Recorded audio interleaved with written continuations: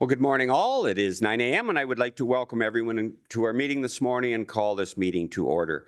Clerk Cronin is at conference joining us virtually today, so it is our privilege on behalf of Huron County Council to welcome Labitza, our deputy clerk, who will be performing the duties today. I would like to first indicate that meetings of this council are available through Zoom, and recordings may be posted online on County of Huron's YouTube channel. You may be seen and or heard as part of these broadcasts, and your name, comments, and or presentation materials will become part of the public record. Under my comments this morning, I have attended a few events on behalf of Huron County Council, the first being the Huron Manufacturing Association AGM that was held in Exeter a couple of weeks ago, and a very informative and successful meeting of a tremendous organization. I also attended the Sunset Community Grant Awards AGM, or not their AGM, the awards celebration, and it's great to recognize the applicants that have been successful through this granting process. I also attended the Huron County Food Bank Distribution AGM in Exeter. They're a tremendous group that address food insecurity of those that find themselves in this situation throughout Huron County. I also attended the Emergency Management Day that was held in North Huron that included Perth counties, Bruce County, Grey County, and Huron. We all understand the need for preparedness, and when we all work together to be prepared, that is what our residents expect of us when a disaster does occur. I also attended, along with past Warden Ginn on behalf of Central Huron, myself from Huron County and our CAO, a meeting with the Nuclear Waste Management Organization, just to update us on the activities of that and how it is progressing. There will be a referendum that will be held that will provide the residents of South Bruce the opportunity to vote on this on the 28th of October. And it is a very open process involving that. Also, we had a joint Eastern Ontario Wardens Caucus and a Western Ontario Wardens Caucus meeting a couple of weeks ago. And the significance of that is when we represent in Western Ontario 1.5 million residents, and when we combine with the Eastern Ontario Wardens Caucus, it encompasses Ontario. And we have a much stronger voice when it comes to advocacy with our governments. And when we speak with one voice, it is very, very influential. More recently, the FCM conference was held in Calgary. Councillor Anderson, past Warden Ginn from Central Huron were attendants, along with CAO Work, Trevor Bazinet, representing the town of Goderich, and myself, and I'm sure that they may make some comments at the appropriate time. It was a conference that had over 3,000 participants held in Calgary, and it was tremendous sessions. And FCM is the advocacy group with the federal government. Prime Minister Trudeau addressed the group and answered questions following his presentation.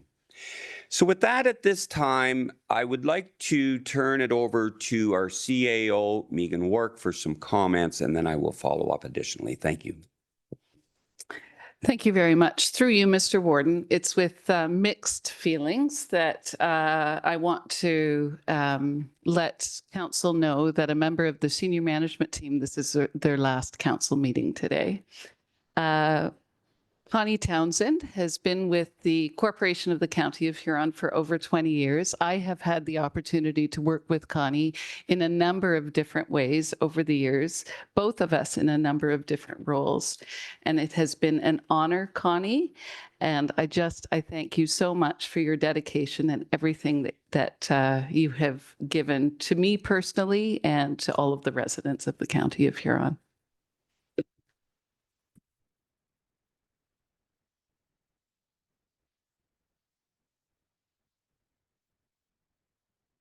Please, Connie. Through Mr. Warden, thank you so much for the kind words, Megan, and thanks to all of you who have helped us through some of our issues through the past years, and I'm certainly going to miss the homes greatly. It's almost 22 years there, and a huge part of my life, and it's been hard having parties with the residents, but the time has come. So yeah, I've taken great memories from the county. I've always spoke highly and will continue to do so of our homes and, you know, the relationships we have. So all I can say is thank you, and I will miss everybody. Well, Connie, on behalf of Huron County Council, I would like to offer first our thanks to you for your dedication to the Corporation of the County of Huron. And secondly, wish you well. You deserve this. And again, on behalf of Huron County Council, let's show Connie our appreciation.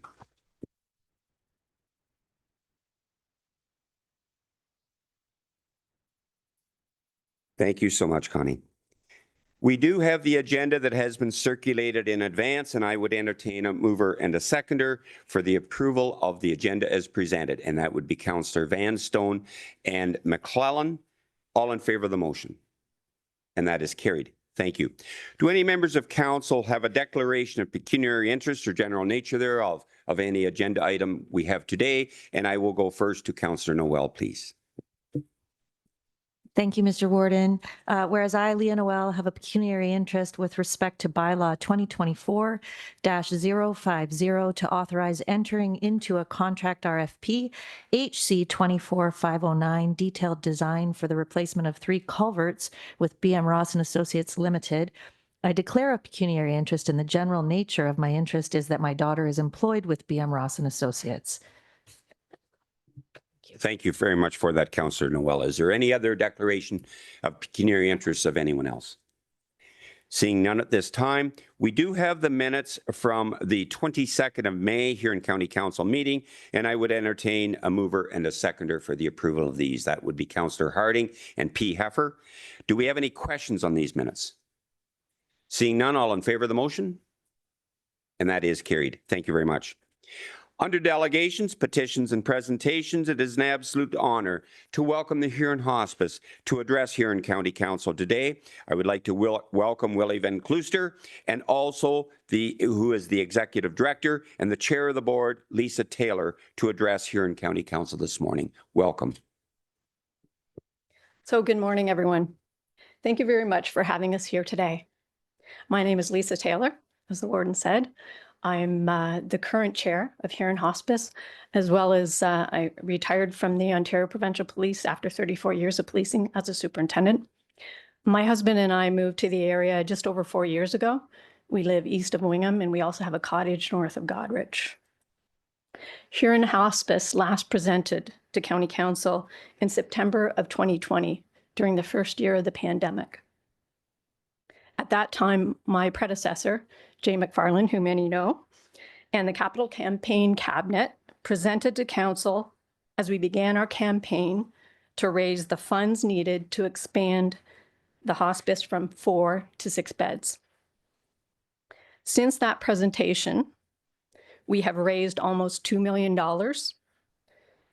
And for the full project, the Ministry of Health has contributed another $100 million. 1 million. So, You said 100 million. oh, 1 million, sorry. I wish. We wouldn't be here. So after a competitive bidding process, and Graceview Enterprises began construction in November. And we are now just 6 weeks from completion and $175,000 short of our goal for funding the whole project. A lot has happened in the past few years. Sorry, the past 3.5 years, not just with the expansion project, but also with our services. Today, we would like to update Council about the operating and capital developments that have happened since we were last here, and ask if Council, on behalf of the people of the county served at Huron Hospice, would contribute $50,000 to help us reach the finish line and complete this important project. I'm now going to turn it over to Willie for the presentation. Thank you. Thank you, Lisa, and welcome, Willie.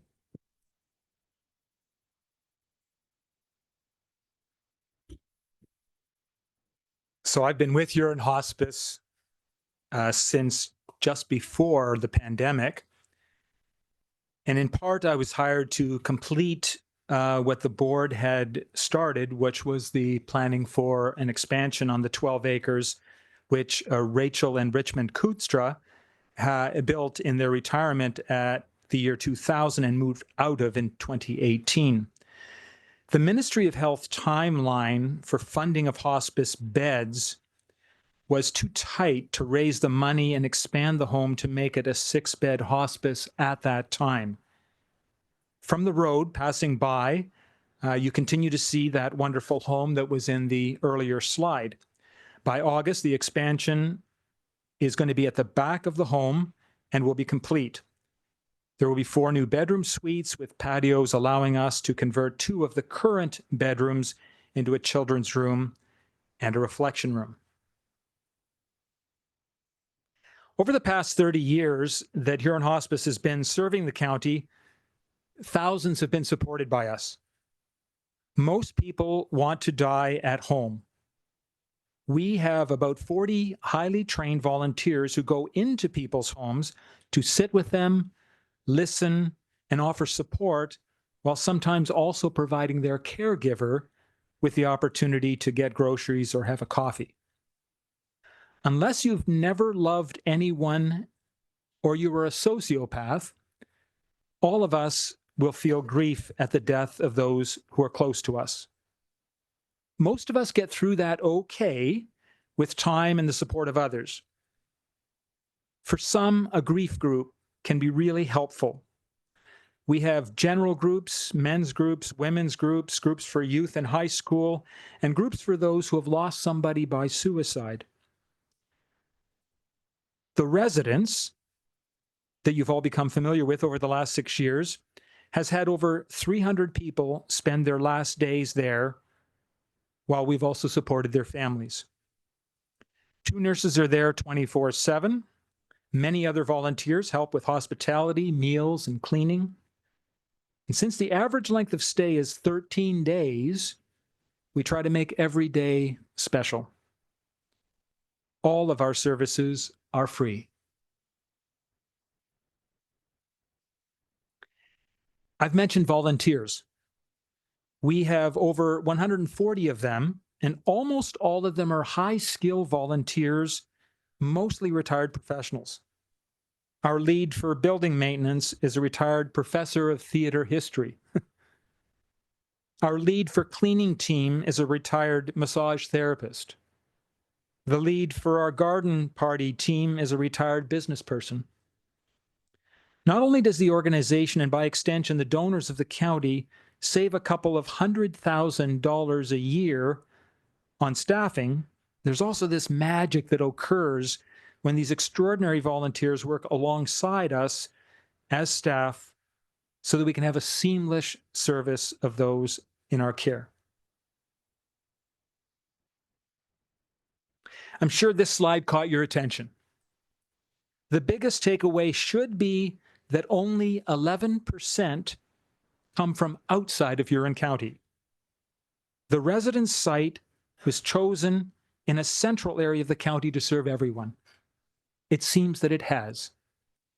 This chart covers the fiscal year that just ended in March 31st. And in that year, we had 72 individuals and their families served at the residence.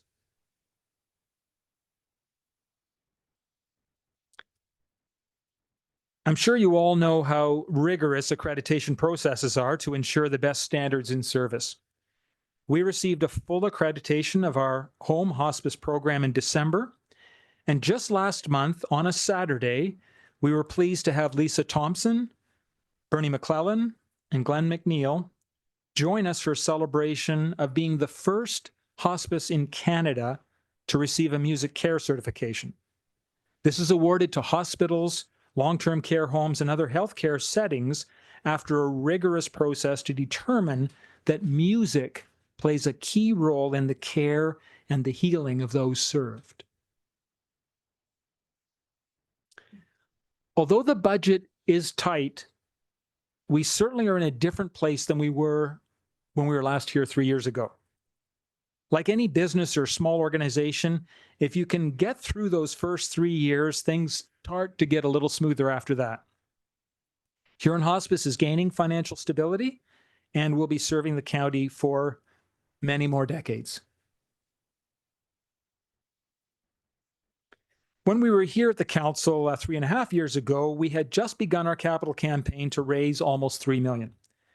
The plans and sketches were just dreams. Now, we're weeks away from completion. The province contributed $1 million since the start of the project in 2017. Individuals, families, businesses, municipalities, foundations, faith communities, and service clubs donated over $1.8 million. We're now just $175,000 short of our final goal. We're asking the county, on behalf of the over 300 individuals who have died of the hospice in these 6 years, and the many hundreds who will spend their final days there in the coming years, to donate $50,000 towards our final goal. If you were inclined to give more, we would accept it.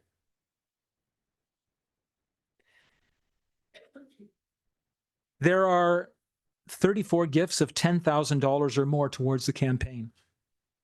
We see this as a sign of how important the hospice residence is to people in Huron County, showing their support for it to expand. Needless to say, there are also many gifts from others in the county of less than $10,000. Of note on this list is David and Susan Bender, who donated $500,000 to this project. As you have noticed when you drive by, the home is now called Huron Hospice Bender House. Susan and David have a second home in Bayfield. For the last 35 years, they consider this in Huron County another home for them. Glenn and his wife Vonda were hosted by David and Susan last summer for a tour of the residence. Lisa said at the start that we will expand from 4 to 6 beds. 2 of the current beds will become the children's activity room and the reflection room, and you see many of the other things that will happen as we complete. I was unable to get current stats from the hospitals of, so these are from the last presentation to council, but I don't think that things have changed. Andrew Williams, the CEO of the Huron Perth Healthcare Alliance, said in our case for support, the inclusion of hospice as an option for end-of-life care has been incredibly positive for our community and all who have utilized these services. The Huron Perth Healthcare Alliance fully supports the fundraising efforts of Huron Hospice and is proud to be a partner with them as we meet the varied health needs of our population. Hospitals are very supportive of hospices so that hospital beds are freed up for their intended use. Besides that, as I said, few people want to die in a hospital. Hospitals exist to make people better. Now, while hospitals often do a very good job of providing care at the end of life, my father died in a hospital, they're not designed for that purpose. You already know the demographics in Huron County. Most people, as I said, want to die at home. Sometimes that's just not possible. When the care that's being provided by their loved ones is just beyond what they can imagine, then they can choose hospice. With an additional 2 beds, a good percentage of the county's residents can choose hospice if that is where they wish to end their lives. These numbers represent the full project, including some renovations that needed to be done as we opened in 2018, such as installing a sprinkler system. The funding formula in the province is $250,000 per bed for the 4 new beds. The community has been enormously generous, and almost all of this, except $100,000 from Bruce Power and a couple of foundation grants, has come from people in the county, sometimes through municipalities. We're now really close to having all we need to complete the project. With this expansion to 6 beds, we expect 100 people will die there in each of the coming years and over the coming decades. Would the county council provide this small contribution to help us get to the finish line? I just note this here that on this same date of September 12th, there will be an open house for the general public in the morning, but in the afternoon, you will all be welcome, and we will invite you personally to attend this event, which will be for our donors, public servants, and other key individuals. You'll get a more formal invitation later. So Lisa and I would be happy to take questions. Okay. Well, firstly, thank you very much to both Lisa and Willie for your presentation to Huron County Council this morning. Particularly, I would like to congratulate you on receiving the first hospice in Canada with the Gold Music Care Award. That's amazing. And for what you do, the services you provide is appreciated by all. So with that, I would entertain any questions or comments from Huron County Council on the presentation this morning. And first, I will go to Past Warden Ginn, please. Yeah, thank you, Mr. Warden. Yes, obviously, with the hospice being in Central Huron, we're very familiar with it.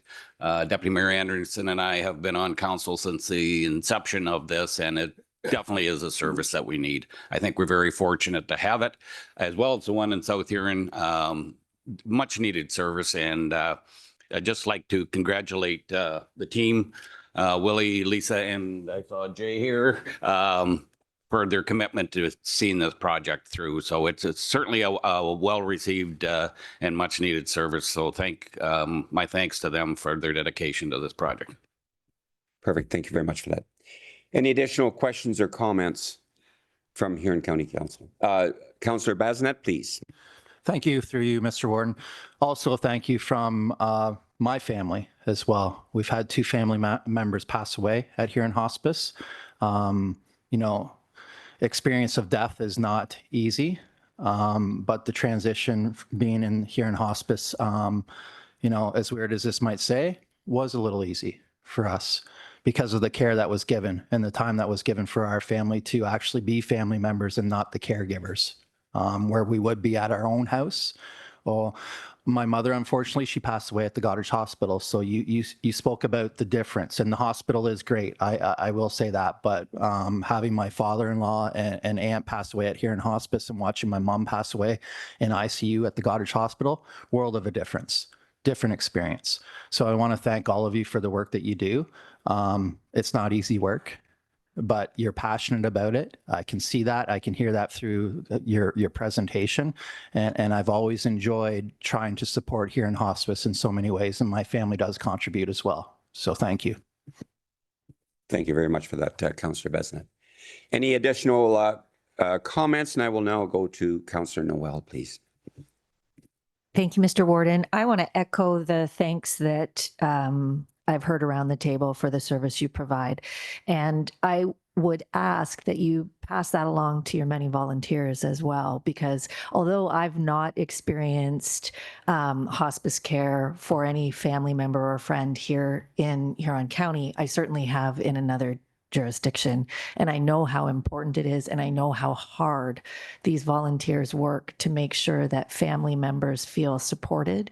So if you could pass that along to your volunteers as well, I would really appreciate it. Thank you. Thank you very much for those comments. Any additional comments from any other members of Huron County Council? And if not, thank you very much again for your presentation. We sincerely appreciate it and you presenting to us today. So with that, I would entertain a mover and a seconder to receive the presentation titled Huron Hospice Capital Expansion Campaign as presented for information purposes. Councillor Vanstone moves, seconded by Councillor P. Heffer. All in favor of the motion? And that is carried. Thank you very much. And thanks again.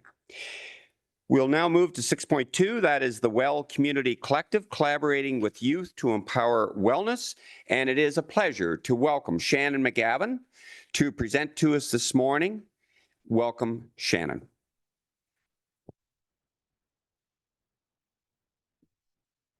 Good morning, Warden McNeil, CAO Work, councillors, clerk, deputy clerk, and Huron County staff. Thank you for hearing my deputation this morning. For those of you, oh, first of all, I was going to say, I really want to thank Huron County Hospice. They're amazing, and also a big fan. So I'm not sure if I'm allowed to do that, but I'm going to. For those members who have not already heard this presentation, I am Shana McGavin, pronouns she, her, and I'm the Executive Director of the Well Community Collective. I'm a lifelong resident of Huron County, and I'm honored to be here today. Today, I'll be introducing you to the Well Community Collective. Overall, we're a collaboration of youth and youth-serving community organizations who are co-designing one-stop shops for youth wellness in Huron, Perth, and Grey and Bruce. Next slide. I don't share this slide with everyone, but many of you do know my family. You know, we're loving, generally kind, we're very silly, and we love to have a really good time. What you don't know is that my daughter in the middle, who smiles the most and laughs with her belly, suffered severe depression. So much so that she devised a plan to end her suffering. Thankfully, the plan never materialized. Today, our family has lots to smile about and to be thankful for. However, that was only conceivable due to us muddling through service after service and finding the right layers of support for our family. As I mentioned, though, it was painstakingly difficult for all of us, but I want to acknowledge our privilege and our positionality in that situation. I knew who to call for support. I knew how to navigate the services. I had transportation to get her to services when they were out of reach. We had the resources to pay for pay access only services, and our daughter had a safe and welcoming family who was willing to support her. But that, unfortunately, is not the story for all of the youth in Huron County. Right now, many youth and families will struggle with access to services, and they are frustrated with the system that has let them down time and time again when they are in crisis. As I'm sure you're aware, oh, next slide, please. Thank you. As I'm sure you're aware, since COVID, the rates of anxiety, depression, and substance use have increased among youth in our local communities. Huron, Perth, and Grey and Bruce are tracking higher in substance use and suicide than Ontario. And this has caused alarm in our communities. And that is why local youth serving providers, and we've all come together to support this problem and to help fix it. We've included some additional stats in our business case, which is attached in your notes. However, I don't often need to remind people of the need and the struggles our youth are experiencing right now when 1 in 4 youth are struggling with mental health or substance use disorders. Next slide. Due to this urgent need, we are coming together with a bold plan and a bold vision to support youth with this one-stop shop for care. An overall mission to support safe space where youth feel that they belong, a one-stop shop where youth find support, guidance, and empowerment to thrive in every aspect of their lives. And together with youth and community partners, we are creating a network of hubs where youth can access mental health services, counseling, recreation, education, housing, employment, all services all under one roof. Currently, there are similar hubs in Palmerston. That's a really rural local hub in Guelph, Wellington, and there are many more across the province of Ontario where youth have a safe space. They can feel they belong. They can play video games with a friend, grab food, access recreation, do homework with their friends, and also get immediate access to mental health and substance use support. And that's the key difference. Next slide, please. As I have mentioned, The Well is a collective of organizations united in a common goal to build a new standard of care for our youth. To support our collaboration, we have an integrated governance team of community youth serving providers who are coming together to provide governance and decision-making to ensure the best decisions are made to address the need for our collaborative approach. Our Huron County table alone includes CMHA Huron Perth, CMHA Thames Valley, Huron Perth Centre, the Children's Aid Society, YMCA Southwestern Ontario, YMCA Three Rivers, the Well Action Council, which is the Youth Action Council, and our Community Advisory Council with our families and parents. Next slide. I was first introduced to this wraparound model of care for youth in 2019. I've studied it. I've been to Australia to see the similar model, BC to see similar models, and I've been working very hard over the last 4 years to bring this model to our area. Some significant touch points of our journey include, we have chatted with over 150 different stakeholders across Huron, Perth, and Grey and Bruce, including youth, families, and communities. Actually, Huron County Hospice is one of them, as we're looking at, they would love to support youth who need grief support. We've started our Youth Action Council, who are phenomenal young folks from Huron County. Our Family and Community Advisory Table. We've invited Dr. Joe Henderson from CAMH in Toronto to come and talk about the evidence and to share this model with the folks in Huron County. We've developed 2 governance tables, one in Huron Perth, one in Grand Bruce. We've rallied municipal and provincial governments to support this model. We've begun our fundraising campaign, and we actually have finalized that CMHA here in Perth is our backbone for our organization. So all monies flow in through CMHA here in Perth. Next slide. It is really important to reiterate that I didn't make up this model. This model is evidence-based, and it is started by Youth Wellness Hubs Ontario and Dr. Joe Henderson from CAMH. We know that the data collected from the 27 different sites across Ontario shows that this works, so we're not trying to reinvent the model. These centers provide walk-in access to one-stop shops, including mental health, substance use, primary care, education, employment, training, recreation, and housing, along with multiple other community and social services. It's even been said that the Grey Bruce and Huron Perth providers see this as a solution. We've chatted with local service providers. They know that what they're doing right now isn't working. Youth need access to immediate care. Next slide, please. In terms of impact, it's been shown that both youth-seeking care and communities see gains. So the model focuses on intervention and prevention, which helps to decrease the burden of care for local youth serving providers. It makes their job easier when we are doing more intervention and prevention. So youth, they can focus on the more high-level needs cases. The hubs provide increased access for youth to access the services. They provide that safe space for connection and belonging. And we often see youth are staying in communities longer when they feel they've been valued, seen, and heard in our communities. And I know that youth is a priority for you as well. And lastly, this model is fully transferable across Ontario. You can access a hub in Goderich, they can access a hub in Guelph, and they're very similar hubs using the same data platform, which helps increase the care once again. Next slide. In terms of community impact, we see fewer ER visits due to mental health, decreased global and local economic burden. This is important to all of you folks, because when youth are well, they're able to hold down a job, they're able to finish school, and they're able to be productive members of society. We see decreased siloed health systems as well when we're doing this. Next slide, please.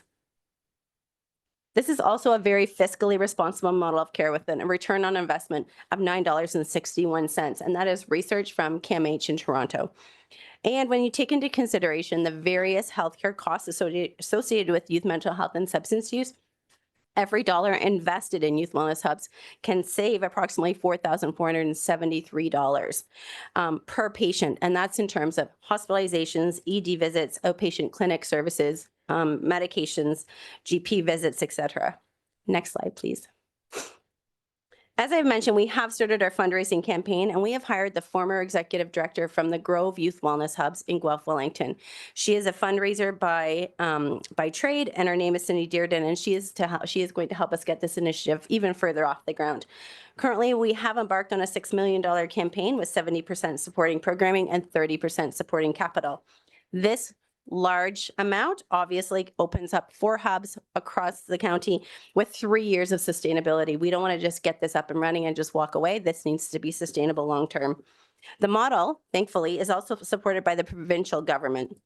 However, it is a reverse funding model. So we need to show evidence of need, which we have done, and we need to show that this works in our community before they will actually start funding us with further funding. The one thing that is good is that we have received $100,000 from Youth Wellness Hubs Ontario to start using measurement-based care in the centers right now, which is a great start. Next slide, please. To continue our years of collaborative research and on-the-ground work, we are hoping to continue working with the County of Huron to support young people and families who are struggling to receive the walk-in care and access to care that they need. Some possible opportunities would be a letter of support. We are doing a large RFP to the province of Ontario to get further funding, base funding for our hubs. So a letter of support from Huron County would be lovely. An opportunity to work with staff to determine possible locations throughout Huron County would be fabulous, and a chance to collaborate with Huron County staff who may also be willing to work with this initiative, such as housing, social supports, etc. Thank you for your attention and your consideration, and I'm happy to answer any questions. Thank you very much for your presentation, Shannon. And I would first like to say that youth mental health is of paramount priority to all of us in this room. Thank you. Now open it up to County Council. The first question or comment will come from Councillor Basnet, please. Nice to see you again, Shannon. Thank you for the presentation. You know, there's a saying that don't judge a book by its cover. And I'm happy that you provided a family photo because it's very telling, you know, and I'm sure that wasn't easy for you, but to have your daughter smiling the way she was, you would look at that cover and think that everything's okay when things aren't okay. And there's so many youth in our community and the county that will smile, but things really aren't okay. And I'm happy that we have someone like yourself and a group of people willing to go above and beyond.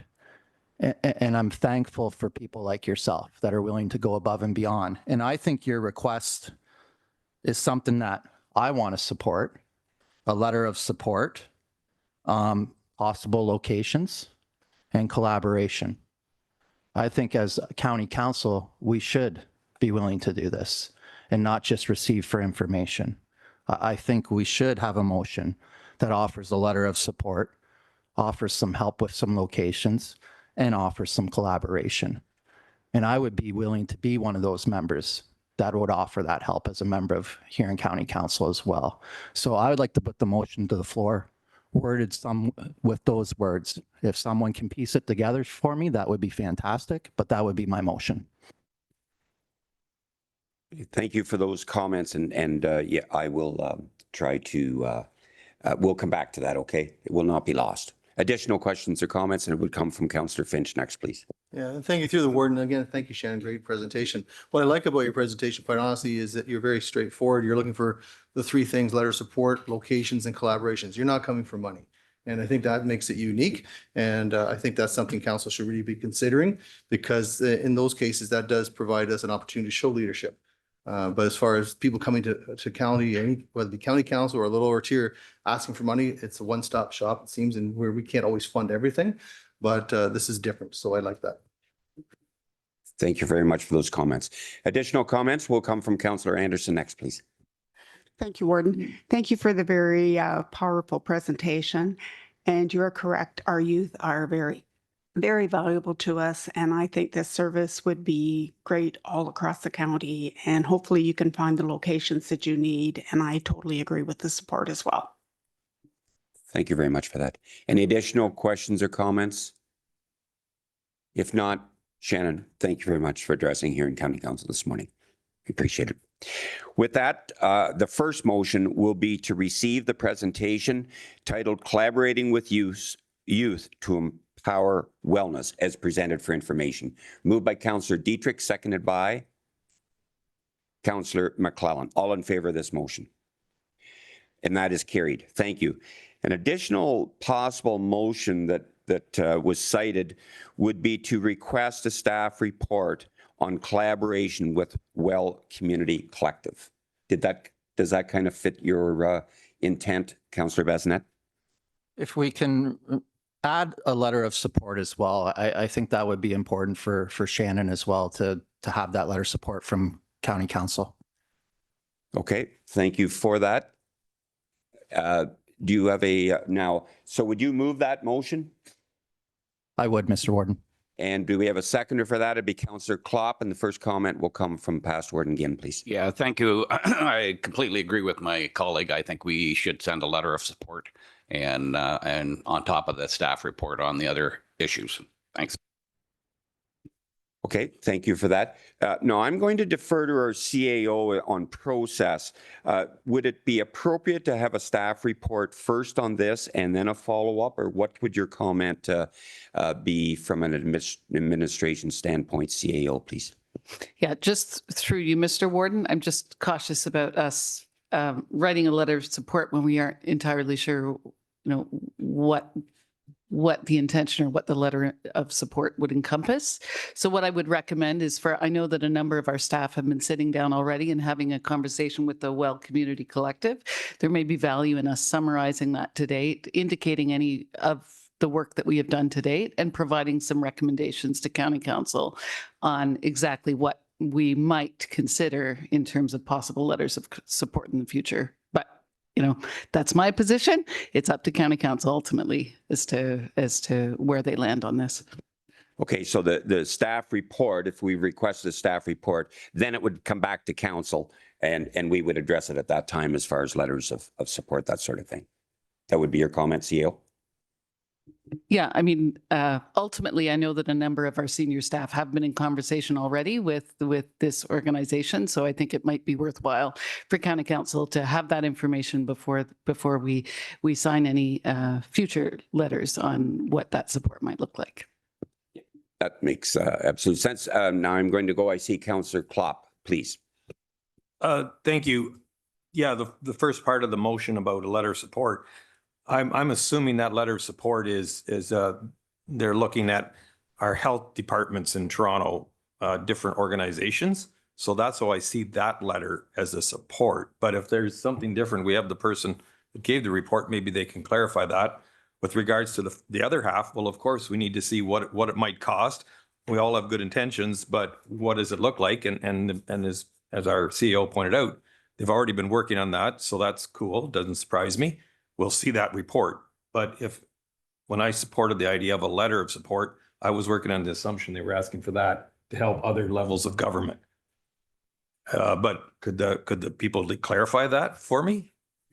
Yeah, I'm going to defer to our CEO, and I think I would think that would be part of the staff report as far as information and knowledge for Huron County Council. CAO, please. Yeah, absolutely. That would be the intention of including that in the report, so that clarification was provided to both staff and to County Council. And it would come back to Huron County Council for our decisions to how to move forward. Past Warden Ginn, please. Yeah, I wonder if the presenter could inform us on timelines, whether this is something that needs to be done relatively easily. I don't often disagree with our CAO, but I think I'm prepared to move forward with a letter of support at this time. Okay, thank you for that. Shannon, would you just confirm if we, yes, please come to the microphone. If we come back with a staff report and then action following that, would that be suitable or not? There is actually a little bit of pressure here in terms of timelines. It hasn't been released when the actual date is, but we've been told it is going to be sooner than later. And when they want their RFP in, it will be in a very timely process. So that I'm a bit worried. I think in terms, just to clarify the letter of support, we were just wanting, the Huron County Council support to say this is something you want in your community. This is something that you would support. Again, we were not asking for funding. We just want to say, do you believe this is something that that you would support?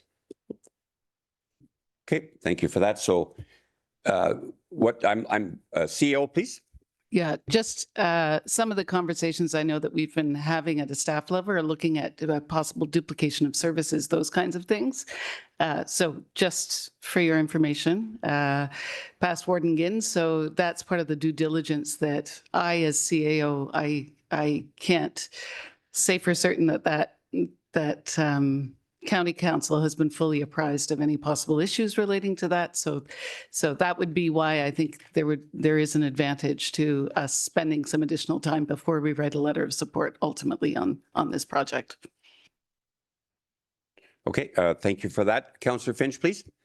Yeah, thank you. And I agree with our CAO on this. I think we need to use due diligence. I think we're all in support of the initiative and the principle of it, but I think in respect to the fact we are in charge of tax dollars and whatnot, we need to make sure we've got the right information before us. So I would concur with her.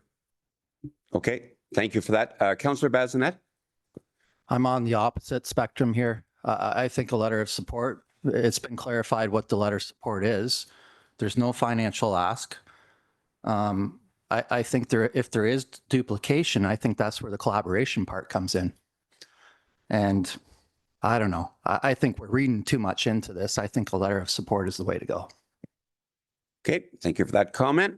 Councillor Klopp, please. Thank you.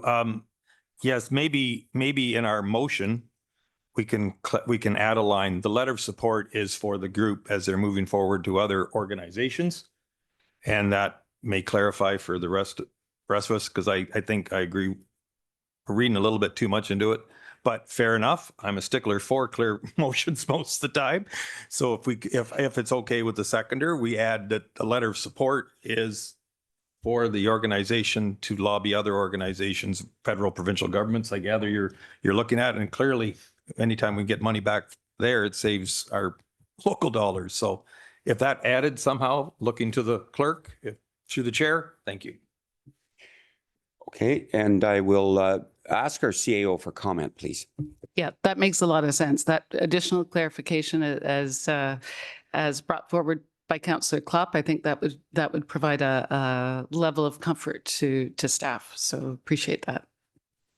Okay, and I'm going to ask the mover if you'd be okay with that intent. I am okay. Makes total sense to me. And the seconder, are you okay with that intent? If you just verbalize that for me, please. Oh, were you the seconder, Councillor Klopp? I apologize. I thought it was past Warden again. So, no, are you, thank you for that, Councillor Klopp. So you're good with that? So you're good with that, Councillor Klopp? Are we all clear on the motion? So I will defer to Councillor Finch first, please. Just want the motion read, if that'd be fine. That's exactly what I was going to do. And you know, we have a very attentive clerk that has not been on the screen. However, she is now. So I will call on her to capture the sentiment that you have heard. Please, Clerk Cronin. Thank you, Warden. So just a caveat here, the internet has been coming in and out.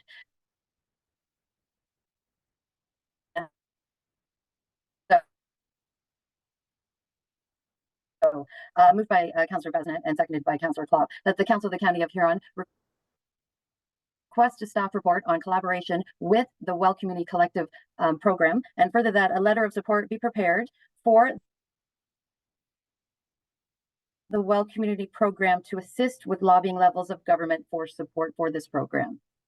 Is that close enough? I think I see some head nods from the mover and seconder that, you know, I think you've captured pretty well. Thank you very much for this. So with that, are we all clear in the motion? We're good? Moved and seconded? All in favor of this motion?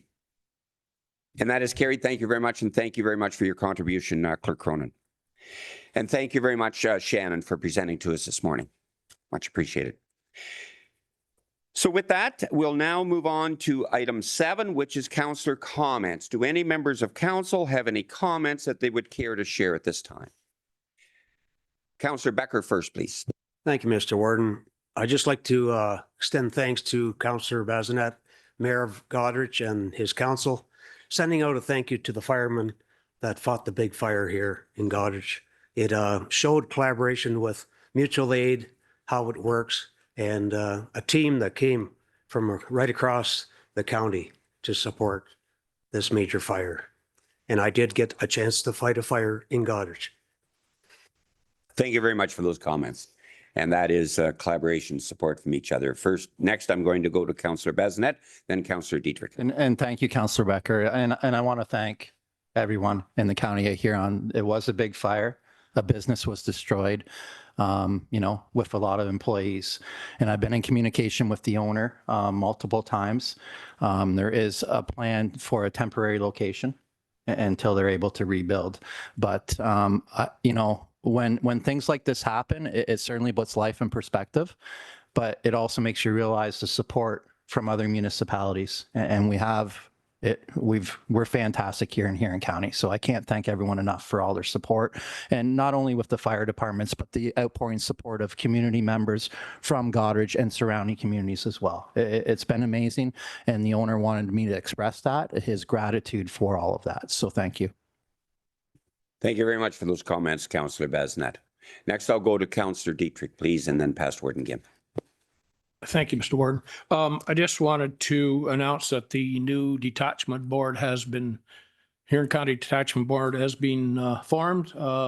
Councillor Anderson and Councillor Bassinet and myself are sitting on from County Council. We had our first meeting in the OPP station, which was really good. And I attended the OAPSB conference in Collingwood on June 3rd to the 6th.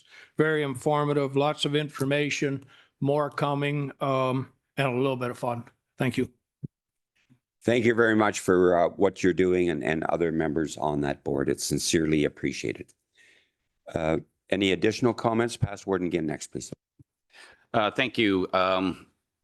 Having recently come back from the FCM conference in Calgary, one of the eye-opening things that I saw was that the city of Calgary donates 1% of their budget to public art. And this goes across not just displays of public art, but even when they build a bridge or a road, or to my shock, sewage pumping stations, they put a little extra effort into making everything more presentable. So, of course, with Central Huron always being ahead of the curve, I have had conversations with our Director of Public Works, and our municipality is considering doing some public art displays on the parking spaces in Central Huron, and we want them to be visible. So the most visible street is a county street. So I've spoke with Imran about the possibility of doing that. It's county road, and he suggested that the county has material that lasts much longer than what we could do with normal paint. It would have to be applied by their staff. So I felt I'm kind of approaching the point of directing county staff, and I don't want to be in that position. So I would like a report to come back so that county council is aware of all the things that are happening here. And we just want to spruce up, the life of people who drive through the municipality.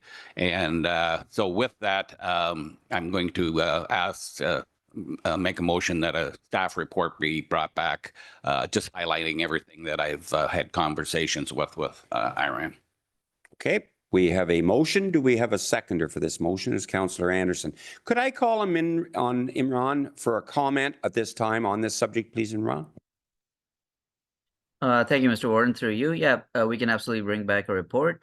We have basically just started looking at costs for something like that, and we haven't really gone too far in the process. But I think a staff report would capture any of the information.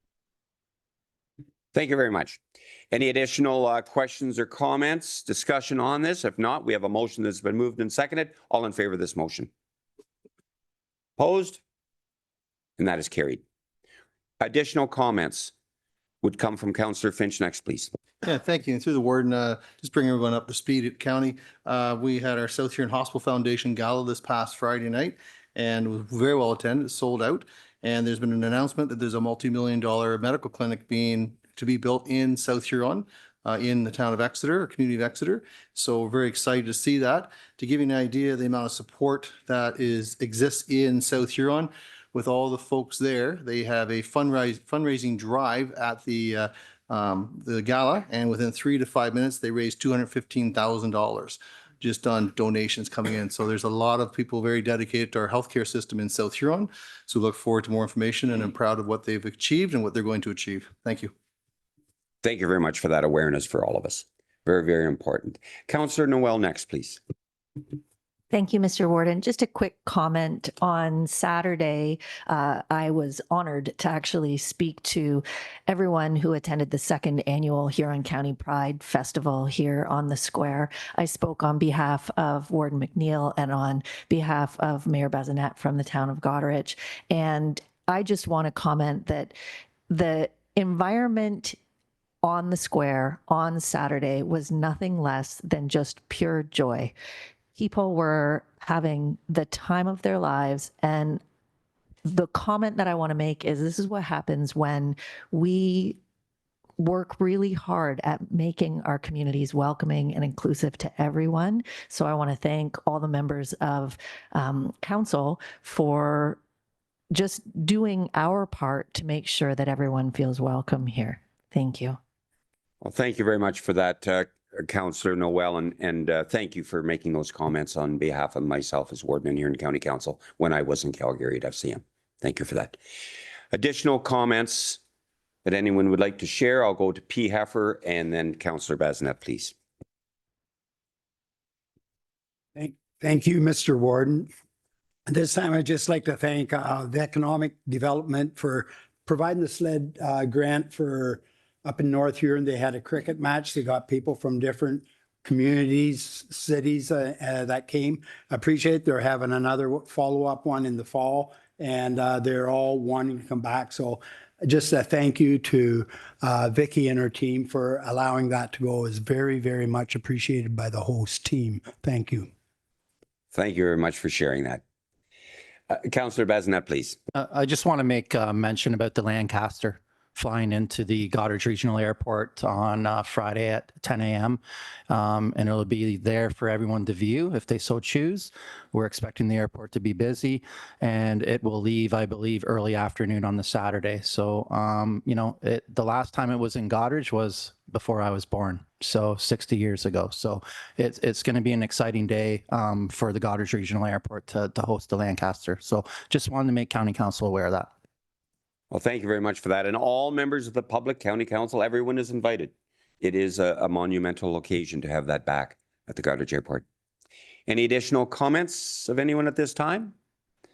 And if not, thank you very much for everyone that has shared this for the awareness of all of us.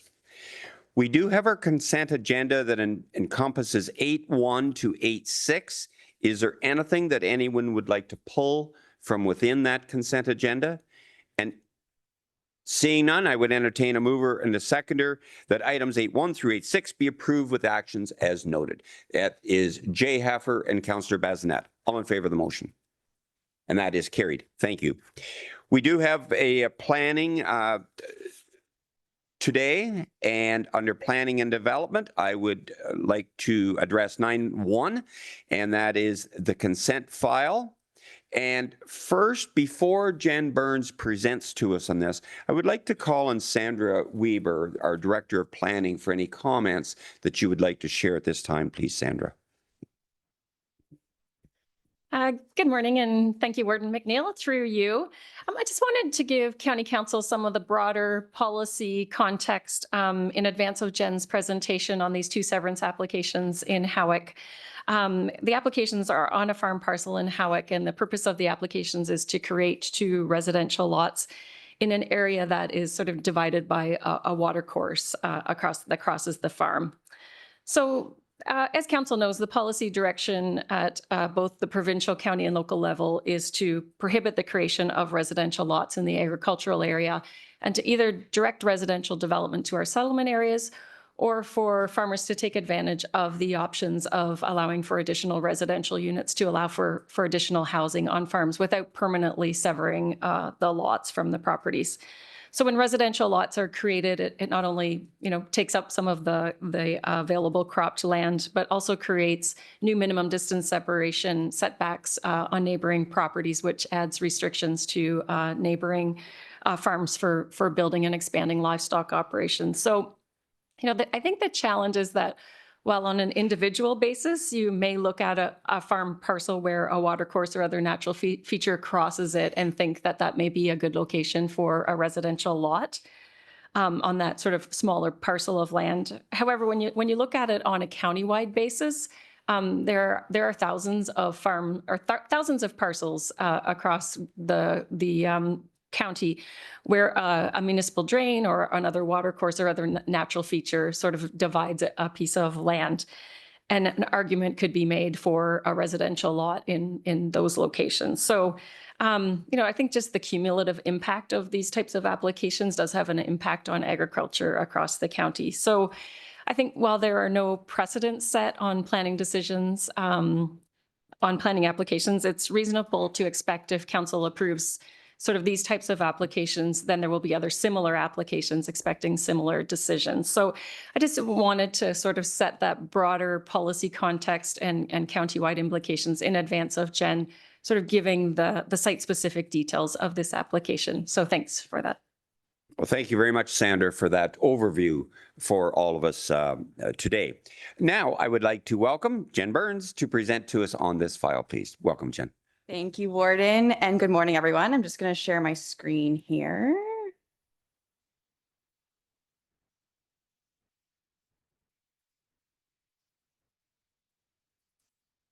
Okay, so this morning we have consent applications C30 and C31 in the Township of Howick. The owner is Kent and Linda Strong, and they are with us this morning.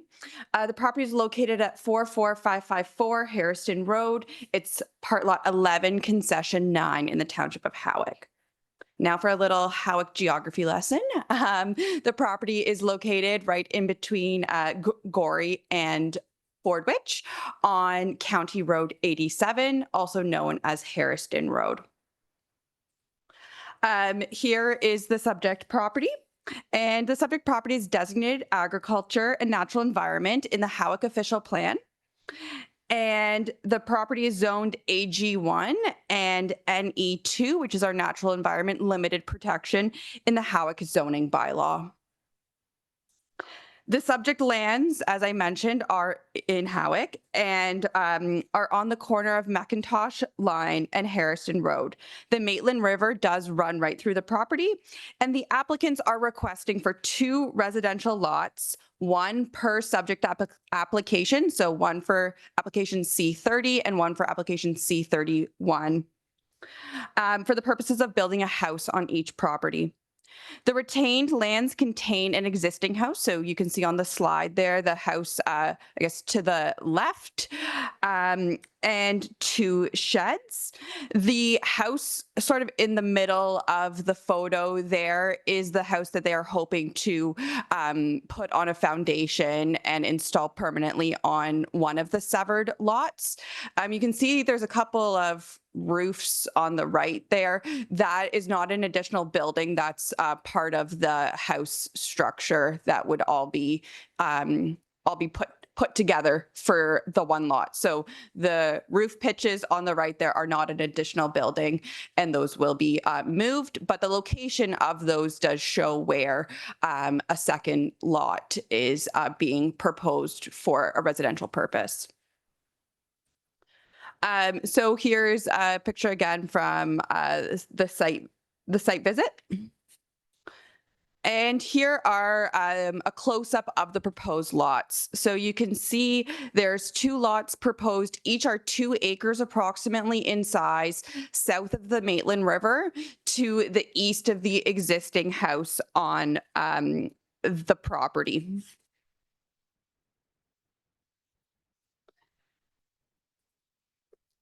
So the prime agricultural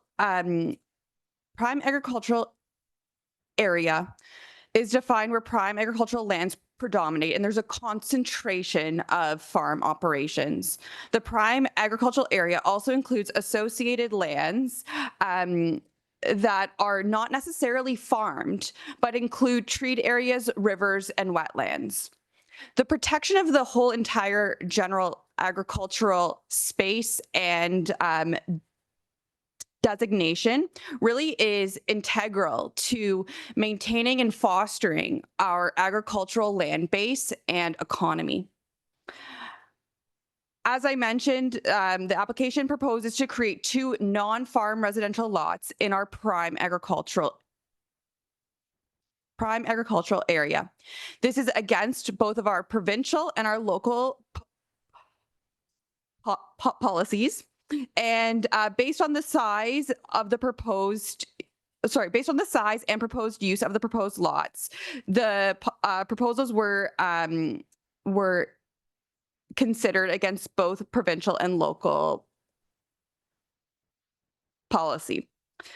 So the provincial policy statement, section 2.3.4.1, does allow for lot creation in prime agricultural spaces for agricultural uses, agricultural related uses, a resident surplus to a farming operation, and for infrastructure.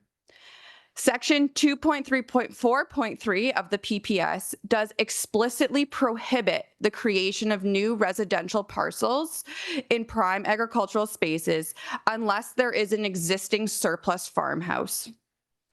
The PPS does define a residence surplus to a farming operation as an existing habitable farm residence that is rendered surplus as a result of farm consolidation, which is the acquisition of additional farm parcels to be operated as one farm operation. This application does not meet any of those policy tests, as it is proposing to sever vacant land for the purpose of residential lots. As such, it does not meet the PPS, and our Huron County official plan and our Howick official plan both contain very similar policy direction, which is consistent with the provincial policy statement. So it does not meet any of our official plan policies. Oops, sorry. 1 second here. So as far as some general comments go, I know Sandra addressed some of these, but I just wanted to reiterate that additional residential lots in our prime agricultural spaces increase the potential of sensitive uses in the prime agricultural designation, and non-farm lots in prime agricultural spaces increase the potential for incompatible land uses and can really hinder the future flexibility of the surrounding farm operations. These lots can introduce restrictions on a neighboring farmer's ability to build or expand a livestock barn due to the minimum distance separation requirements. And the long-term viability of agriculture is really put at risk when additional non-farm uses are introduced in spaces that we really are trying to protect for the future and flexibility of ag. In general, we direct our residential development to our settlement areas, and that's where our services are made available, and additional services could potentially be made more available if there are more houses and more demand for lots within our settlement areas. And as mentioned, the degree of impact from creating undersized agricultural lots or non-farm residential lots may very well be different on a site-by-site basis. As you see on this parcel, you can maybe make the argument that, it's south of the river, it's not all that farmable. But again, we are really trying to maintain a consistent policy approach in prohibiting these types of undersized severances county-wide to ensure our consistent long-term flexibility provided by larger lot sizes and having a minimal impact on our surrounding farm operations. As Sandra mentioned, while there is no precedent set for planning applications, it would be reasonable to expect that if both of these applications to create a substantially undersized farm lot or a non-farm residential lot in an agricultural designation is approved, council will receive similar applications, all expecting the same result.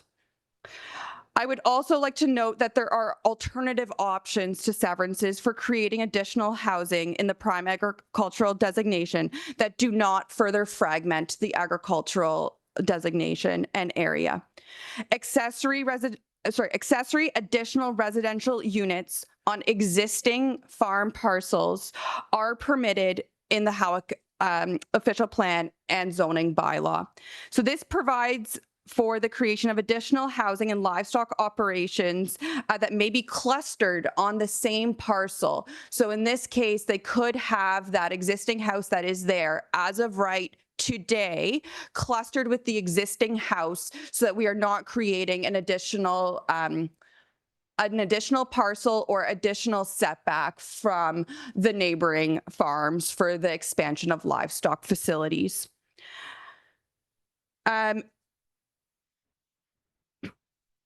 As the proposed severed lot is undersized with relatively short setbacks to the neighboring sensitive uses, the options for a neighboring livestock operation to be established or expanded could be very well limited as far as MDS requirements go. Furthermore, these applications will likely not allow for any livestock barn to be established on either of these lots, and this just trying to demonstrate the impacts of smaller lot sizes on limiting the options for our operations in our farm farm communities. So I think we've laid the framework as far as why this does not meet the policy criteria and why this policy criteria is so important and in place across the province. As far as comments received, the Maitland Valley Conservation Authority did comment that they do not have any concerns from a natural hazards perspective. There is a river, as you saw, so they were to provide comment on that. So they do not have any concerns. County Public Works have also commented that no new entrances will be provided. The applicant who's here today has advised that the existing entrance is sufficient to serve both the proposed parcels, and staff have no concern with that. So that is fine. There have been no concerns received from township staff or from the public. We have received some comments from the applicant's family in support of the application. And Howick Council also did recommend approval of both applications at their June 4th council meeting. So the recommendation from staff, from a strict read of the policies and what we're trying to protect within the county, is that the proposed applications do not meet the policies of the PPS, the county official plan, or the Howick official plan. And there are no policies to allow for vacant residential lot creation in our prime agricultural spaces. So as such, both applications C30 and C31 of 2024 are recommended to be denied. I'm happy to answer any questions. Thank you very much, Jen. Appreciate that. And just as a matter of process and awareness for everyone, we're now entering the public portion of our meeting. And Clerk Cronin is on screen, and I will call on her to see if there's anyone that virtually would like to raise their hand to comment on this. And the process will be anyone that would care to speak in opposition. And then I will ask her if there's anyone that would like to speak in favor. And then the same opportunity at that time will be able to be utilized by any members in council chambers. And then there will be an opportunity following that for the applicant to address council if they care to do so. And then I will call on Councillor Harding on the perspective from Howick Township Council, and then open it up to all members of County Council to ask any questions of our planner, Jen Burns, on this. So at this time, Clerk Cronin, are you aware, is there anyone that would like to speak in opposition to this application?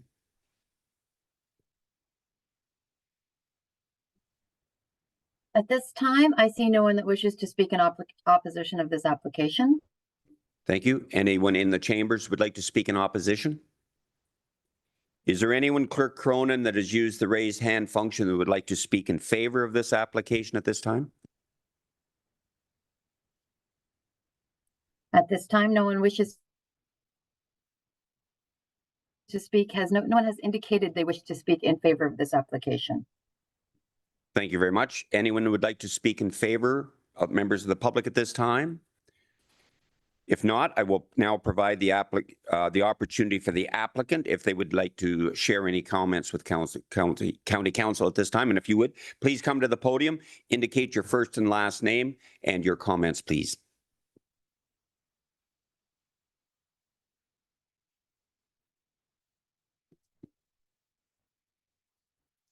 Good morning, council members. Thank you very much for giving me the opportunity to speak about this. I am Leslie Strong. I am the daughter of Kent and Linda Strong, who reside at 44554 Hairston Road in Gorey. What you see in the photos there is my possible potential house, which if you guys are willing to pass today, I'd be able to proceed in making that my home. A little bit about myself. I reside currently with my parents. I work as a sales and leasing consultant for a local GM dealer located in Hanover. I would like to take the west lot, as the east lot would be for my younger sister. A little bit about her. She currently resides in Huron County as well, outside of Walton with her fiance, who is also a lifelong Huron County resident. She would have no plans at this time to be putting any dwellings on her property. So that would leave the lot in between the two homes vacant for the time being. It would mean the world to me to be able to continue to live in Howick Township. I grew up there. My parents purchased the home in 2008 from my dad's parents. I'm the 8th generation of my family to live there. We recently celebrated 130 years of being a strong farm. I attended Howick Central School. I played soccer and baseball, and I participated in the local ambassador competition. And it would mean the world to me to be able to offer my future family the same opportunity to be able to spend time on Walnut Hill Farm and to be able to participate in these local events and community events. Again, this means the world to me. And for the last 3 years, this has been something myself, my parents, my sister, community members, we've all been very interested in proceeding forward with making this happen. As we all know right now, we are experiencing a housing shortage, and this would help me be a core member of Walnut Hill Farm, is what our family farm is called, and to continue to provide and care for this farm. Thank you very much, council members, for your consideration on this. Again, it means the world to me. Thank you very much, Leslie, for your comments. Any other comments at this time from the applicant? And if not, I thank you very much for that, Leslie. I will now call on Councillor Harding for your comments on on behalf of Howick Township Council, please. Thanks, Leslie, for your report, and I understand the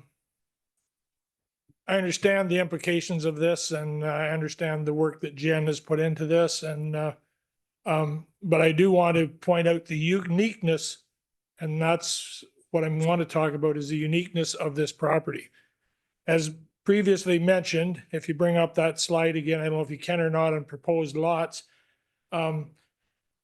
This lot is on the corner of County Road 87 and County Road 28. And the other portion of this lot, besides these two 4-acre parcels, is 95 acres in size, and it is currently being cropped. And it is prime, what I would call prime agricultural land. And if you studied the proposed lots, you will see there's a lot across the road, across 87 Highway from these two properties, which is inhabited by an individual and has been for probably 20 years or so.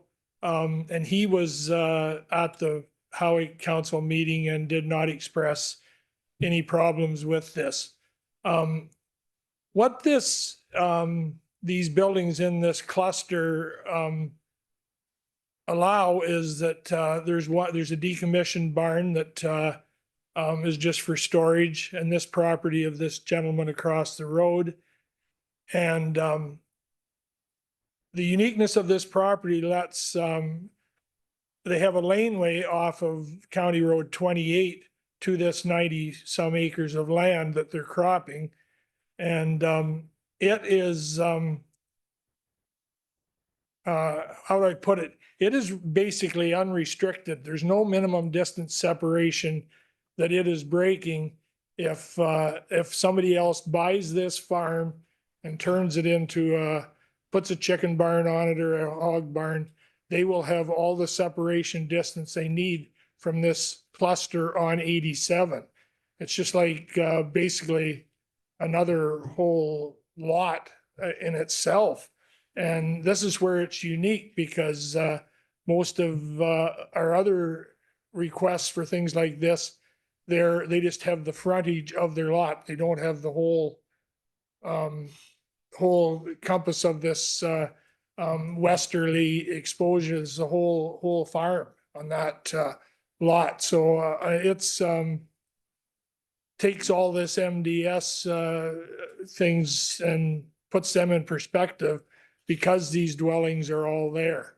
And there's in that little cluster, there's about 3 or 4 residents that are in that. So And as any farmers today will contest, when I was farming, why, you know, we'd work up 4 acres of land, that'd be a field. And now with these big combines and cultivators and everything they have, there has been no interest in coming around the corner and working this 4 acres of land. And so we have kept this request to a small acreage, because that's what these requests are all about, that we keep them as minimal as possible. And this has done that. And only part of those 2 acre parcels are prime agricultural land. But when the Strongs had a herd of cows, and this, we're going back 2 generations, why this land, the cattle could pasture on this land and you get some good out of it.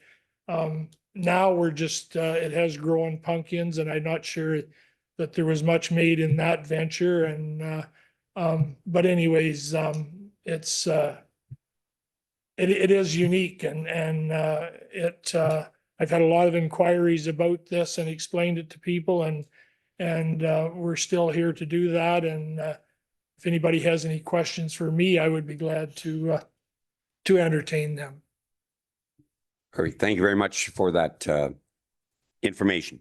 So now I'm going to open up to County Council for any questions of our planner on the recommendations.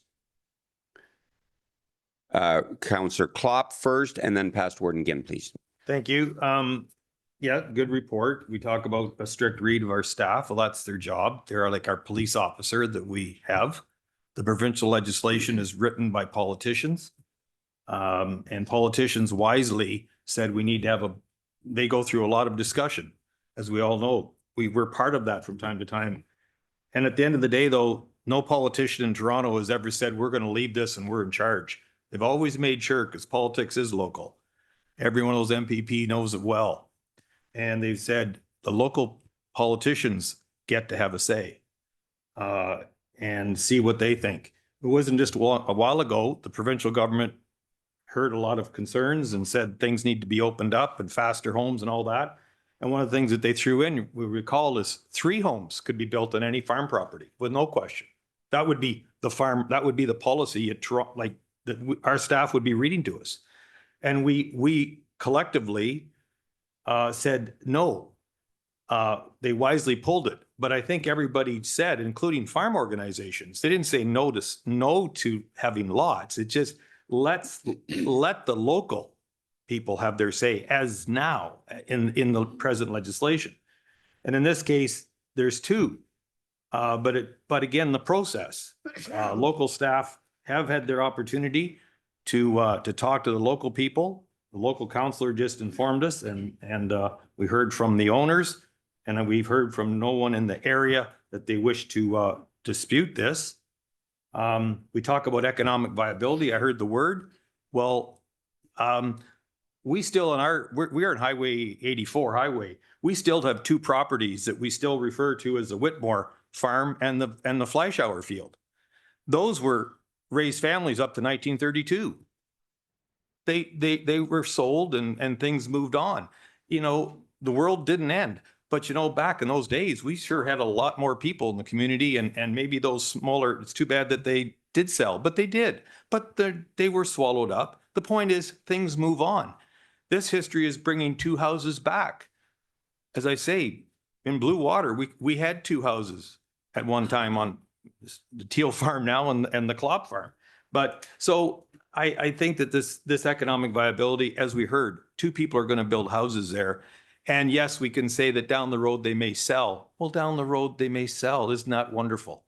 If they wish. So I think the local council I see it to be the right move. With regards to, there may be somebody in Blue Water, just for the record, that they're going to come and ask. Well, that is our job as councils, that people come, everyone, whether it's even a severance for 10 feet or 50, it's still a unique, because it's obviously a severance.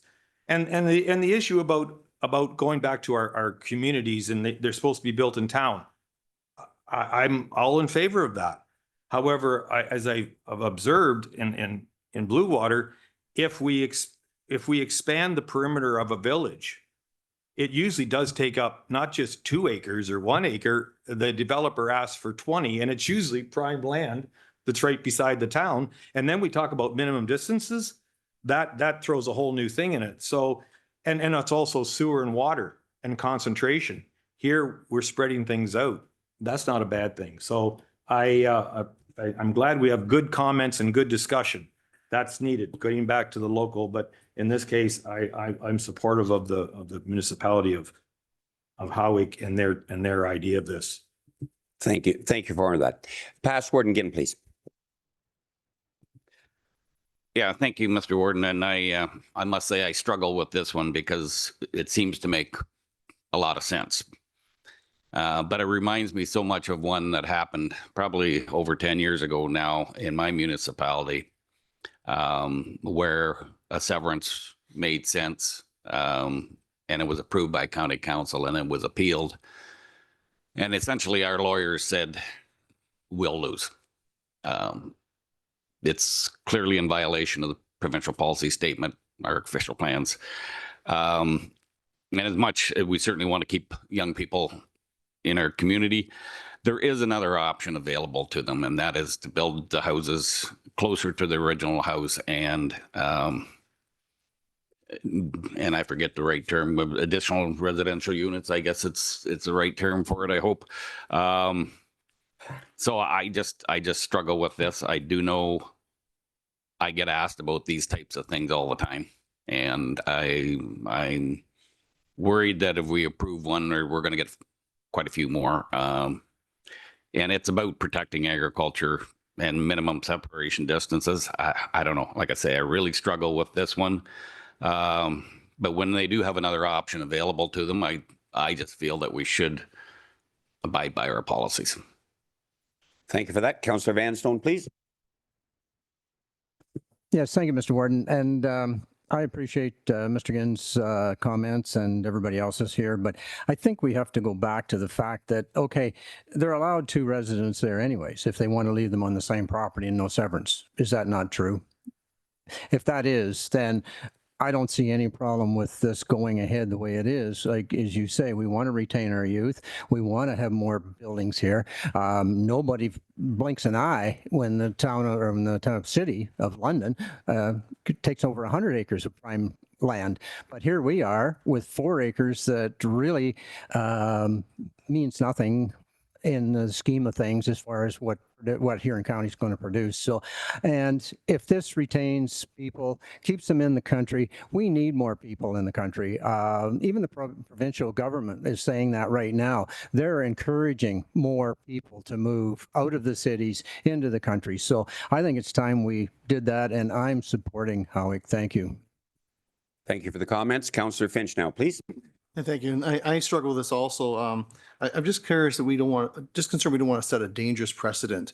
And that's really my concern. I love the idea that young people want to live in the community. That's great. But if we do it for one, we do it for all. And then we're going to have challenges at all the lower tiers with the decisions coming from us at the county.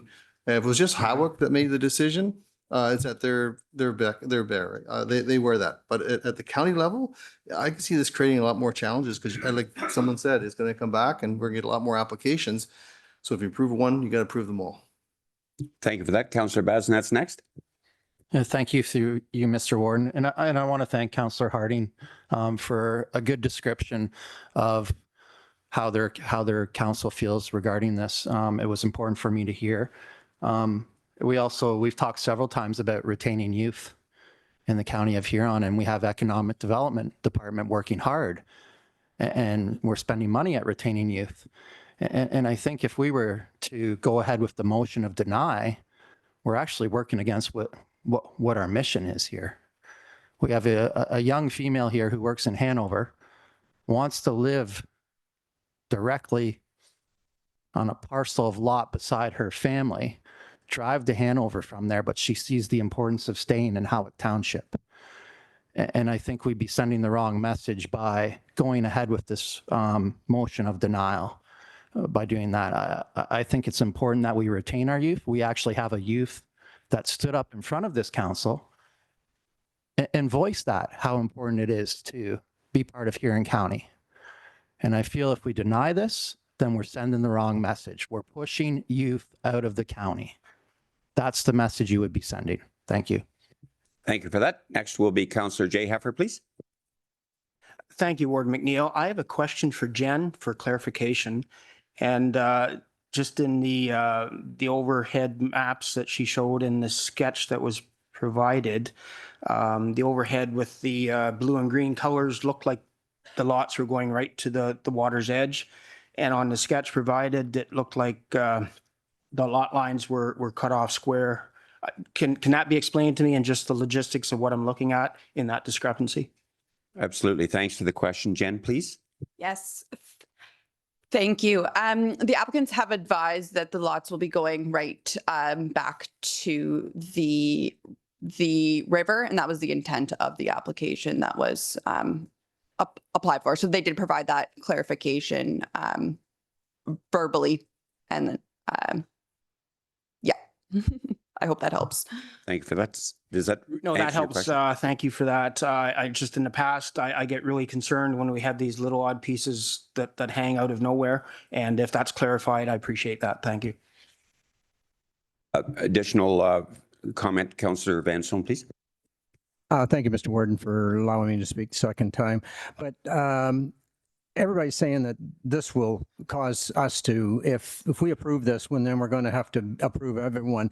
That's not true. At our local community, and I'm sure everybody's the same here, we take them and on an as basic or basis. And so if it's felt by our council that it should pass, we pass it. If it's not felt by our council that it's a good fit for our community, we don't pass it. We don't endorse it. So I don't think that's a thing at all. And I would move that we accept these lots and endorse the fact, excuse me, that Howick wants the lots to go through. Thank you.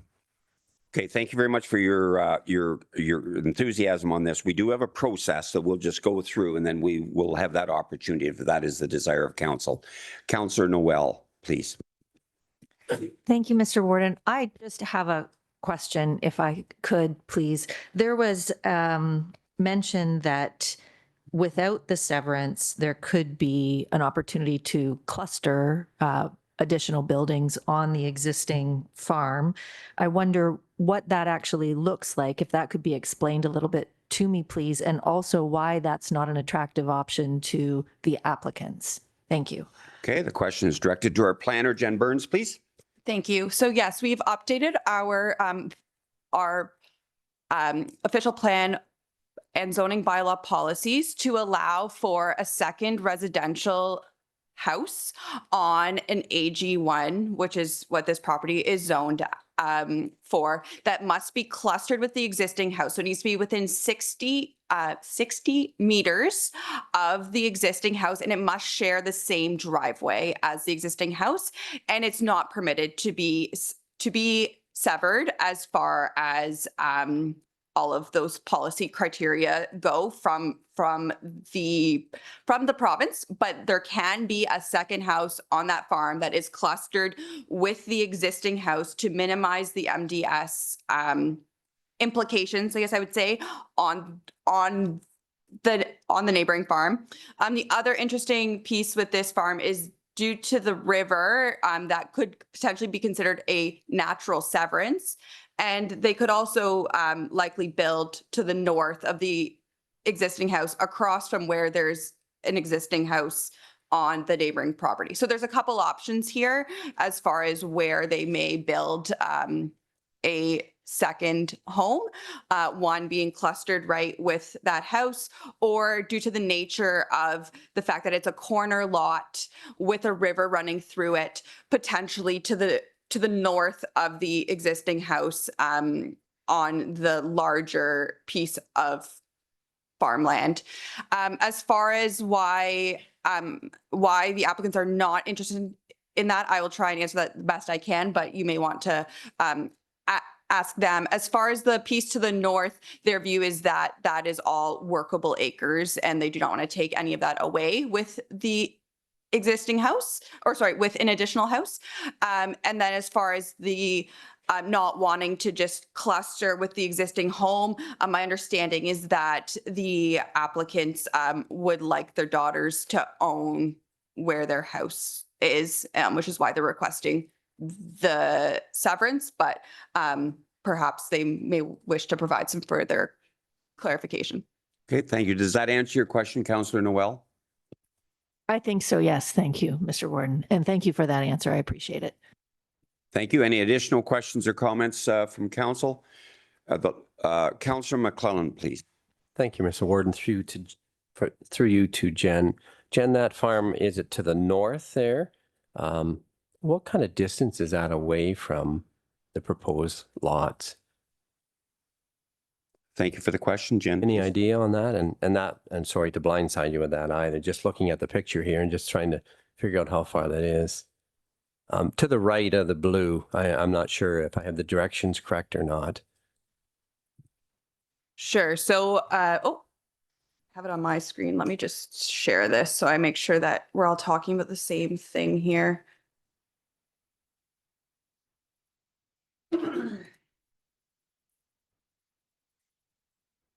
Okay, so the farm to the right of the blue, like in here? Yeah, so I'm not sure what the exact distance is, but from a minimum distance separation, I did do some calculations just based on an average chicken barn, let's say an average cattle barn. So I can show that if that's of interest. So the green triangles here are existing houses that would already cause an MDS issue. The buffer zones that you see here, again, they're based on an average. So for example, an average size broiler barn would be about 20,000 square feet with the manure stored outside, and that's the distance. So you can see that it does infringe on the parcels that we're talking about. I ran the numbers for a 10,000 square foot beef barn. Again, that's what that looks like. Hogs, as we know, have the most extreme MDS setbacks. So this is based on a 2,500 head weaner barn. Again, just trying to use some averages.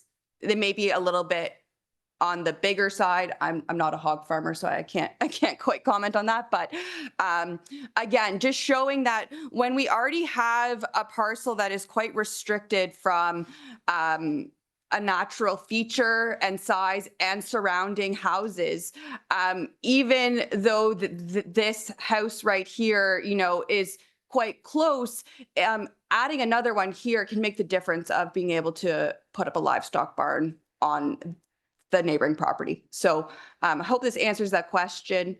Again, these are just averages and something that I wanted to play out in my mind as to what the potential livestock barn implications could be.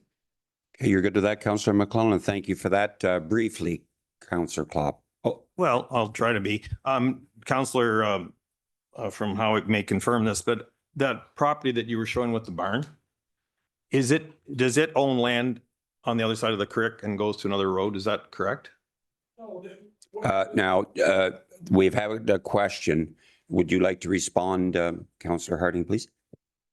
I'd just like to clear up a little confusion here. The two properties that they've suggested, the two 2-acre properties, are in the green and in the blue. And the property to the right is not their property, but it is a decommissioned barn for storage. And this is where this MDS is affected, because there's a house there. There's two across the road where there's that other laneway in. And then there's another one back to the left. But this land we're talking about north of, are you talking building a barn north of the river or south of the river on the retained property there? That's the Strong's property now. Thanks for the question. Jen, please. Sure. Sorry, just to clarify, the question was, what is the distances from the neighboring farm, which the Strongs do not own? So you are correct. The subject property is the ones with the blue and the green lots. We were just talking in a hypothetical situation. If the farm to the right, so the farm to the east, wanted to build a barn, the only real spot with feed trucks, et cetera, would be to the south of the river, and what would those distances potentially look like? So that was just shown as a hypothetical example, I guess, as far as what the distances would need to be to the neighboring property. As we all know, MDS is a first come, first serve type policy. So once that house is built, then any neighboring livestock facilities would need to meet MDS to that new house. There's no MDS implication on a vacant piece of land, essentially, as far as building a new barn goes. It's whoever gets in there first. Like you can build a house to the north, you can build a house on the other property as well, so long as you meet the current MDS restrictions of the barns that exist. So that was just a clarification for the question as to what are the distances for the property to the east, to the right, and that property is not owned by the Strongs, that is owned by a different farmer. So I hope that helps. Okay, last word. Please, Councillor Harding. All I want people to be sure to know that this property to the right and the property to the south, there are now 3 residences on those 2 lots. And even if you don't build these other 2, the MDS is going to kick in on the ones that are there. And this is where, on this proposed lot thing, you can just see the corner of the productive land that the Strongs are cropping now, the 90-some acres. And we have the whole distance down the west side of that farm to build a barn on to get our MDS big. So we're not taking, if I go and buy from them tomorrow, that 95 acres, I can make a proposal to build any kind of barn I want, because I can build it as far down that road as I have to build. I think that's the important part, just to know we are not taking this MDS thing away from the retained property that the Strongs have. Okay, thanks for that. Jen, please. Sure. Just to provide some clarification, I absolutely agree with you that we're not restricting the parcel to the north there. What I'm trying to demonstrate is that parcels that are even not owned by the Strongs can have potential impacts down the road from an MDS perspective. So you are correct that in this case, building a barn to the north of the river will not be impacted by the house likely, or by the new house. It's already restricted by the house that is there if they're on separate parcels. But what I'm just trying to demonstrate is that there are some potential impacts to a neighboring farm from an MDS standpoint. And that's what we need to look at from a planning standpoint, is the bigger picture here. Okay, thank you for that. I think we've had a fulsome discussion on this. And if I could make a comment to follow up on past Warden, again, a few minutes ago, this application is in contravention to the provincial policy statement and does not conform to the Huron County or the Howick official plan. Our professional recommendation from our planner department is for denial. If it was appealed, our planner cannot represent us because we're going against the recommendations. Point of clarification, Mr. Warden. Please. When the point was made up that there was an opportunity where people can go to appeal. That's true. The neighbors, as the report says, all have been asked and said they have no trouble with this. Whenever there's been an appeal, someone has come here and said, I'm against this. And council from time to time has decided to vote yes or vote no, but they've already made their point, and the rules basically say that if you have to appeals, you've already said appeal. No neighbors have appealed. And just on a point about the idea of the farms and size, as someone who has hogs and cattle, we work around those. We build if you notice, the barns are all now built away because we don't want to go through the hassle of a minor variance, which you can do, just as a point. So keep that in mind. I think as I say, council made the right choice at Howick. Thank you for that. You're stretching this past, Warden, again. That will be the last comment, please. Yeah, I just wanted to clarify that the appeal doesn't have to come from neighbors. The case that I referred to was appealed by the Federation of Agriculture. And I don't know if they've changed their opinion on rural severances, but that's what happened back then. And the final point, I would like to ask for a recorded vote when the vote takes place. Okay, fair enough. So our clerk will do that recorded vote. And so the motion that is prepared for us to consider is that the Council of the County of Huron approves the recommendation of our planner for the denial of application C30 2024 and C31 2024. Do I have a mover and a seconder? And then we'll have a recorded vote, please. Is there anyone that'd like to move this? Moved by past Warden Ginn, seconded by Councillor McClellan. And now I will defer to our clerk for a recorded vote. Okay, so I'm going to read the motion first, and then we'll do the recorded vote. I'm going to read your name. I ask that you turn your microphone on and say yes if you are in favor of the motion, no if you are not in favor of the motion. So the motion that has been moved is the Council of the County of Huron approves the recommendation of Jen Burns, planner, that consent application C30 2024 and C31 2024 by Linda and Kent Strong for the two severances of land described as concession 9, part lot 1, Township of Howick, 44544 Harrison Road be denied. I will be saying each person's name now. Councillor Klopp. No. Councillor Harding.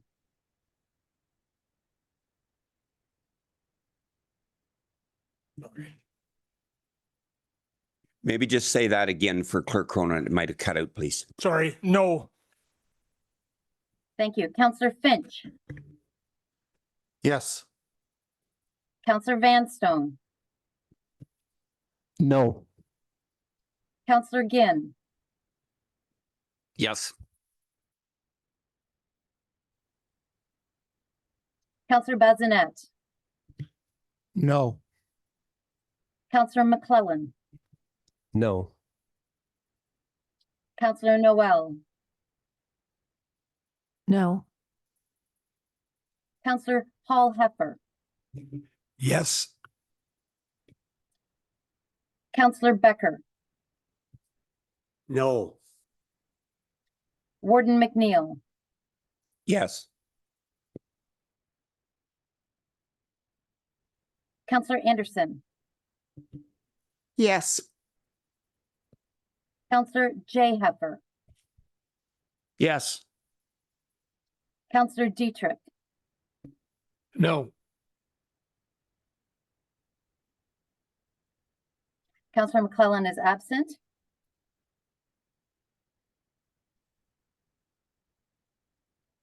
I have 7 against and 7 in favor, no against. The motion fails.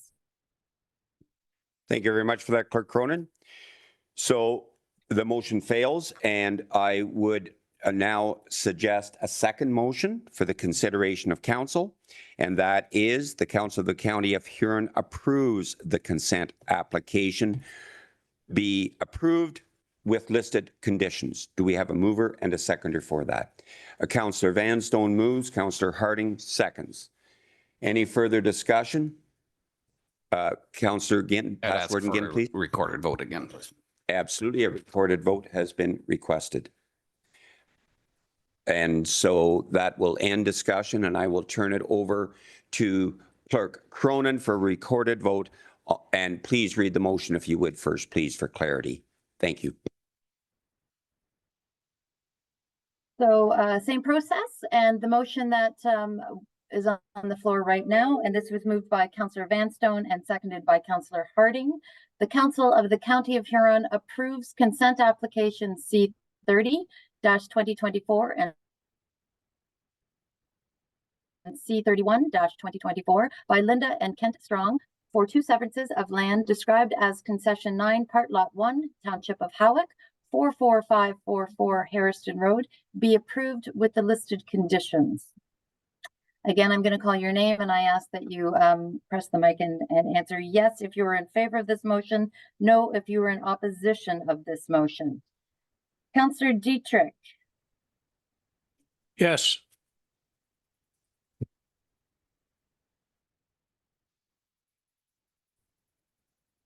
Councillor Jay Heifer.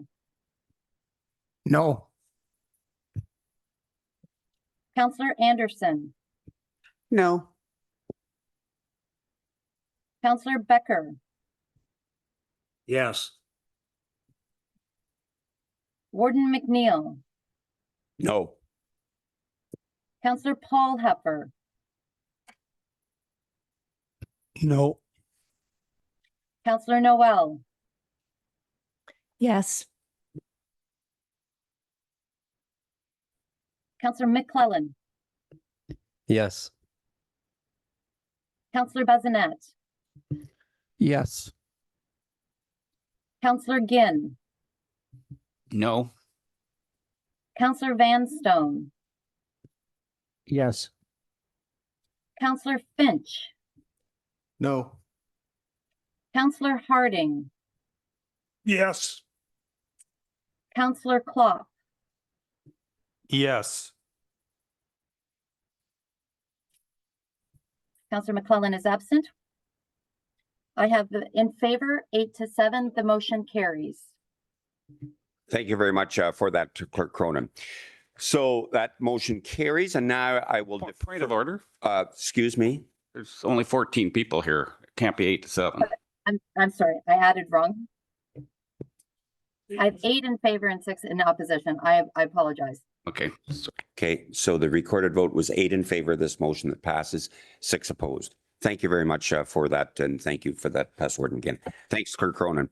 I'm now going to defer to Jen to ask if you would have a recommendation to us on the effect of public and agency comments on this decision, please, Jen. Thank you. So public comments were received in support of the application, the effect of which led to council's decision to approve the application. So that's 3A. And then 5B, agency comments were raised on the issue of creating an undersized parcel or non-farm residential lot, which is prohibited by local and provincial policy. The application is not consistent with the PPS 2020 and does not conform to the county or Howick official plan. The effect of this influenced the recommendation from Howick Council for the county to approve. Sorry, the effect of this did not influence. Give me 1 second. I apologize. Yep, no problem. No problem. Take your time. Sorry, the effect of which did not influence the decision of council to approve the application. So it is still 3A and 5B. I just need to clarify that for Susan. Thank you very much. So we do have a suggestion that the effect of public and agency comments on this decision be 3A and 5B, and I will entertain a mover and a seconder for this. Moved by P. Heifer, seconded by Councillor Dietrich. All in favor of the motion? And that is carried. Thank you very much. Thanks very much, Jen, for this. Howbeit, we have a break at this point in time, and we'll come back at 11 a.m. We are now in recess.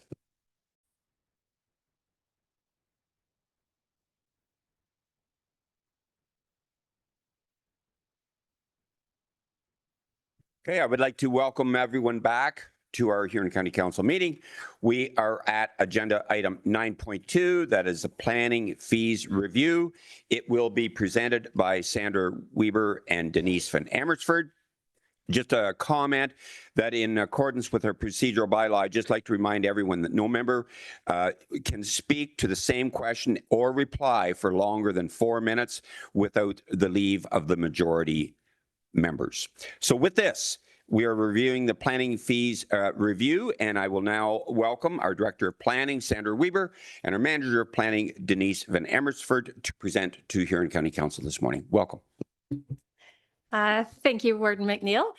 And this item is the review of planning application fees. So County Council directed staff to review the planning application fees, and in terms of reference was brought forth to Council and outlined the process that was to be used. So I'm just going to sort of briefly give you a little bit of the background on this, and then we'd be happy to, and Denise as well, and then we'd be happy to answer any questions. So to review the fees, a working group was formed with representatives from many of the local municipalities, which included a CAO, a few clerks, CBO, planning coordinators from local municipalities, as well as Denise, myself, and our land division administrator, who processes all of the 80 to 100 severance applications per year.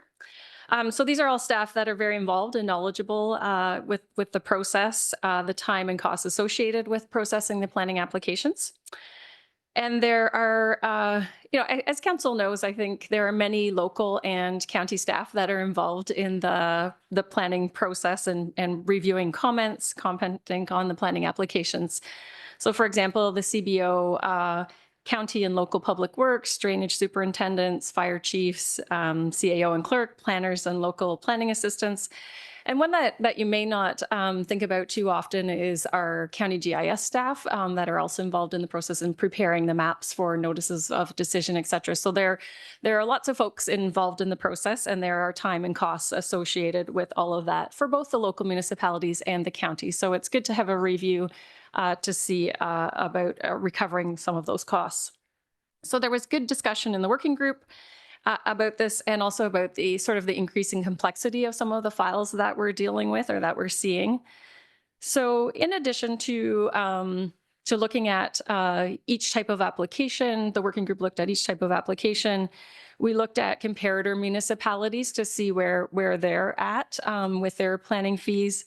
And then also at the same time, South Huron had also done a review of their fees, not just planning application fees, but all application fees. But that was a good resource, was done by a planning consultant who looked at both the direct and indirect costs and had recommended a very substantial increase to their to planning fees to cover costs. So some of the key highlights from the review are that the approach to planning fees has been to achieve a balance. Fees do not represent full cost recovery, but also do not place the burden of development fees entirely on the tax base. So County Council discussed this approach as part of the service delivery review, sort of indicating we don't want to be the lowest, but we maybe also don't want to be the highest to remain, competitive for attracting development to come here. Some changes to planning legislation and local policies that have happened over the last few years since the last review, complexity of the applications, the implementation of the countywide application tracking and processing software, all contributed to the need for increased fees to account for our software costs, time, staff, and the process. And then overall, the proposed fees remain in line with the average fees between comparator neighboring municipalities. So we feel like the working group felt like we're in a good range with our neighboring municipalities. So the working group prepared a report and the chart, which Denise and I are presenting today and is in your council package. In addition, it was also sent out to all of the CAOs across the county in advance of coming to local councils. So lots of consultation was done on that. So it has gone to all 9 local municipalities for comment. And I'll just provide you with a quick summary of that. 7 of the local municipalities have indicated that they are supportive of the proposed new planning fee schedule and would like to proceed to implement the new fees, and the implementation date we're proposing would be August the 1st to give a little bit of time for bylaws to be passed. So those in support included the town of Goderich, Asheville, Colborne, Wamanosh, Central Huron, Howick, North Huron, Huron East and South Huron. The municipality of Bluewater received the report for information only, with comments ranging from increasing the fees higher to have more full cost recovery to not increasing the fees and reducing planning department staff and budget. Morris Turnbay also received the report for information. And while they indicated they are not opposed to fee increases, they felt that the increment of the proposed increase was high and not enough justification had been provided. So that's just a bit of a summary of some of the local comments. And I know that others will probably wish to speak to that. But I'm just going to turn it over to Denise to talk a little bit about the long range planning work that we've done and the complexity, sort of the reasoning behind the increasing complexity of the files that we're seeing. Thank you, Sandra. Denise, please. Thank you, Sandra. Good morning, Council. Yeah, the complexity of planning applications has certainly increased over the past number of years. And this will be no surprise to members of Council who see applications such as zoning bylaw amendments at your local tables. What we're seeing is far more degree of scrutiny looking at things such as archaeology, site servicing, drainage, not only lock grading and drainage, but also looking at conceptual drainage. We've had several files that now involve the municipal drainage process, which can become quite complex. We've had issues looking at natural hazards, natural features. So there's just overall more complexity, as well as Sandra mentioned, the sort of the raft of provincial changes that have occurred within the last number of years has changed the amount of staff time being spent to analyze different applications. Now, in response to some of the changes, Huron County has been incredibly proactive, and I just want to commend every local municipality because each of your staff and yourselves were part of doing that. So several changes have been made in recent years. There's delegation of approval to staff to try to speed up the timeframes. There's also been the opportunity to integrate automatic, so whether it's automatic rezonings for various things, and then the work that was done through the housing friendly review and what we called the general updates. So we did that for all 9 official plans and 9 zoning bylaws. And so what we did with that review was we looked at where are we processing minor variances on a common basis, and how can we remove those applications such that planning applications would no longer be required? Where can we create more flexibility for housing such that those units would be permitted as of right? No planning approvals would be required. They would go straight to building permit. And so in doing that work, it's been very effective. We've been monitoring to see how well this has been working in delivering new housing units. What it ultimately means, though, is that the number of planning applications goes down. All of the easy applications are no longer needed. There won't be any minor variances coming forward to reduce a side yard from 3 meters down to 1.5 because we've made it 1.5 across the board. What that means is that the applications that are coming in, because all the simple ones have been eliminated, are the more complex applications. It does take staff more time to review when we have all those studies, all those technical experts. They're each providing their input from their own perspective, from their own sort of body of work. And it's the planner's job to take all of those different technical elements and sort of do that holistic review and weave together what would be the planning recommendation. It is taking more time, and we felt that, again, the 2% that had previously been approved wasn't accounting for the time and the cost. So that contributes to, again, why we are recommending at this time the increases to fees. Thank you, Denise, and through you, Warden McNeil. So the recommendation from the working group is that Council approve the report as presented, and that the approved 2024 planning fees be adopted by bylaw to be in effect August 1st, and that the local municipalities be asked to proceed to revise their planning fees bylaw based on the approved fees effective August 1st as well. So really the goal in this to have is one coordinated planning fee schedule across the county, and that's clear for folks that are applying for applications. So thank you. Thank you very much for that and for the recommendation from the group for the approval of Huron County Council. So now at this time, I'll open it up if there's any questions or comments that anyone would have on this to Sandra or Denise. And if not, I would, okay, Councillor Klopp, please. Thank you. Thank you for your report. You you were at our council meeting, actually twice. Our planner brought the report and council did have some questions and some pushback. I think you covered the two goalposts pretty good. There was lots of discussion, and thank you for coming back to council. And I did send in some questions that you heard questions at the meeting, and I know you took them down, but the other night I did take the time to remind you of some. So if I made the questions with regards to what was the 2023 income, expenses, again, to remind me of actual planning, and then what was put on the levy for 2023. Okay, thanks for the question. I will defer to staff. Looks like our treasurer and director of corporate services, Michael Blumhagen, will provide a response, please. Thank you.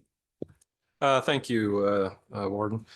So through yourself to Councillor Klopp. So just specific to 2023, looking at planning on its own, and this doesn't include obviously like GIS support time and whatnot. That's a separate budget. But if we just look at planning, total revenue in terms of license and fees, so these would be all the different application fees. It was 322,000.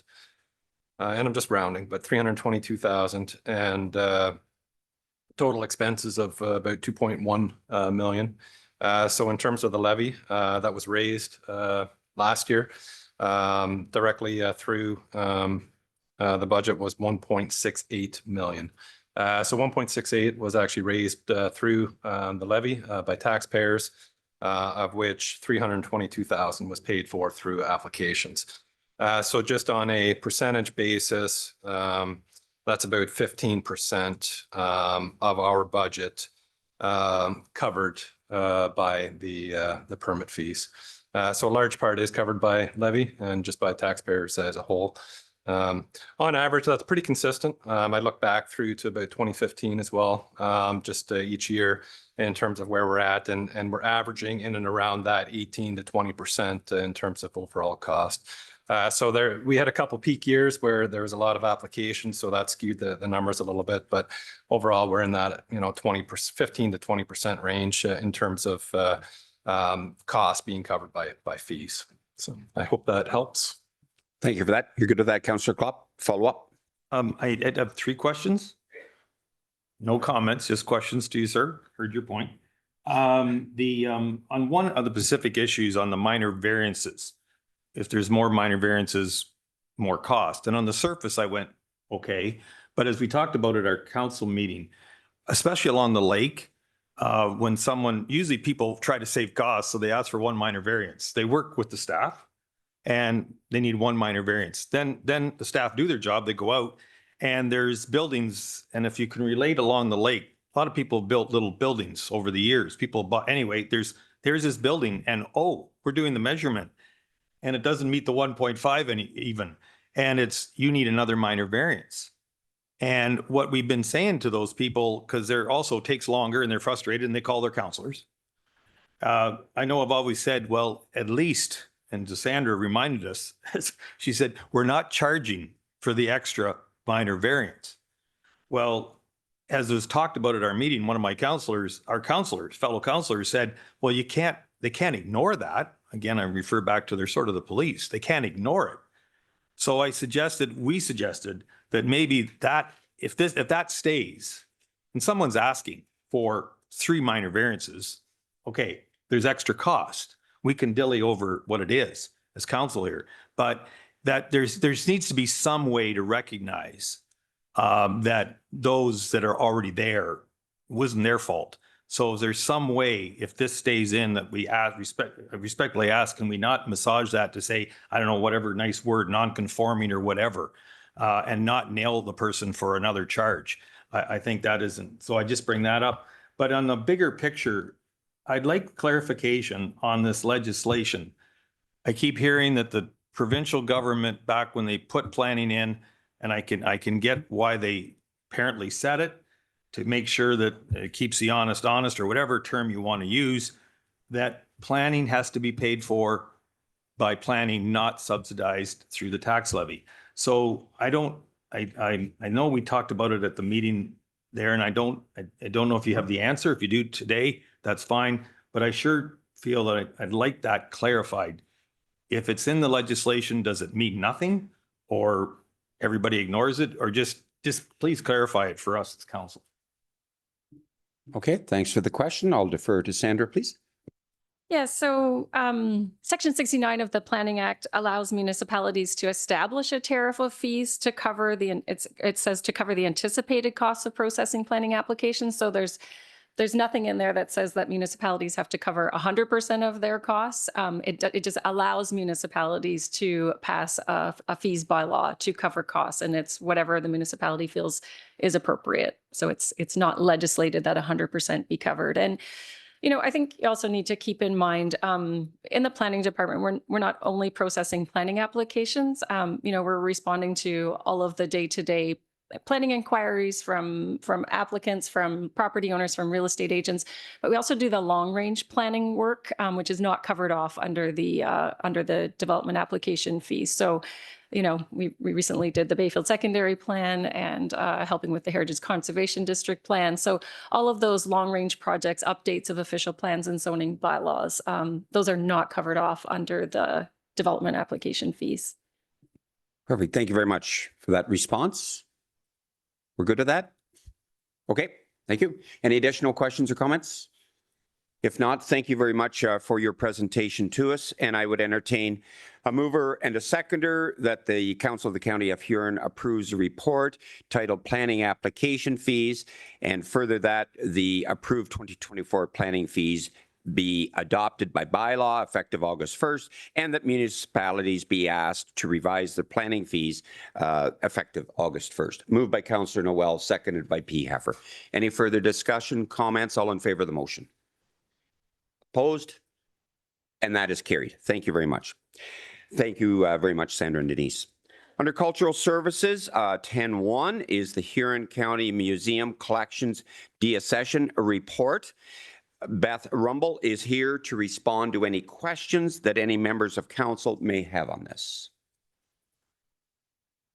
No questions. I would entertain a mover and a seconder that the Council of the County of Huron receives the report titled Huron County Museum Collections Deaccession and accept the report and the recommendations regarding cataloging specific numbers.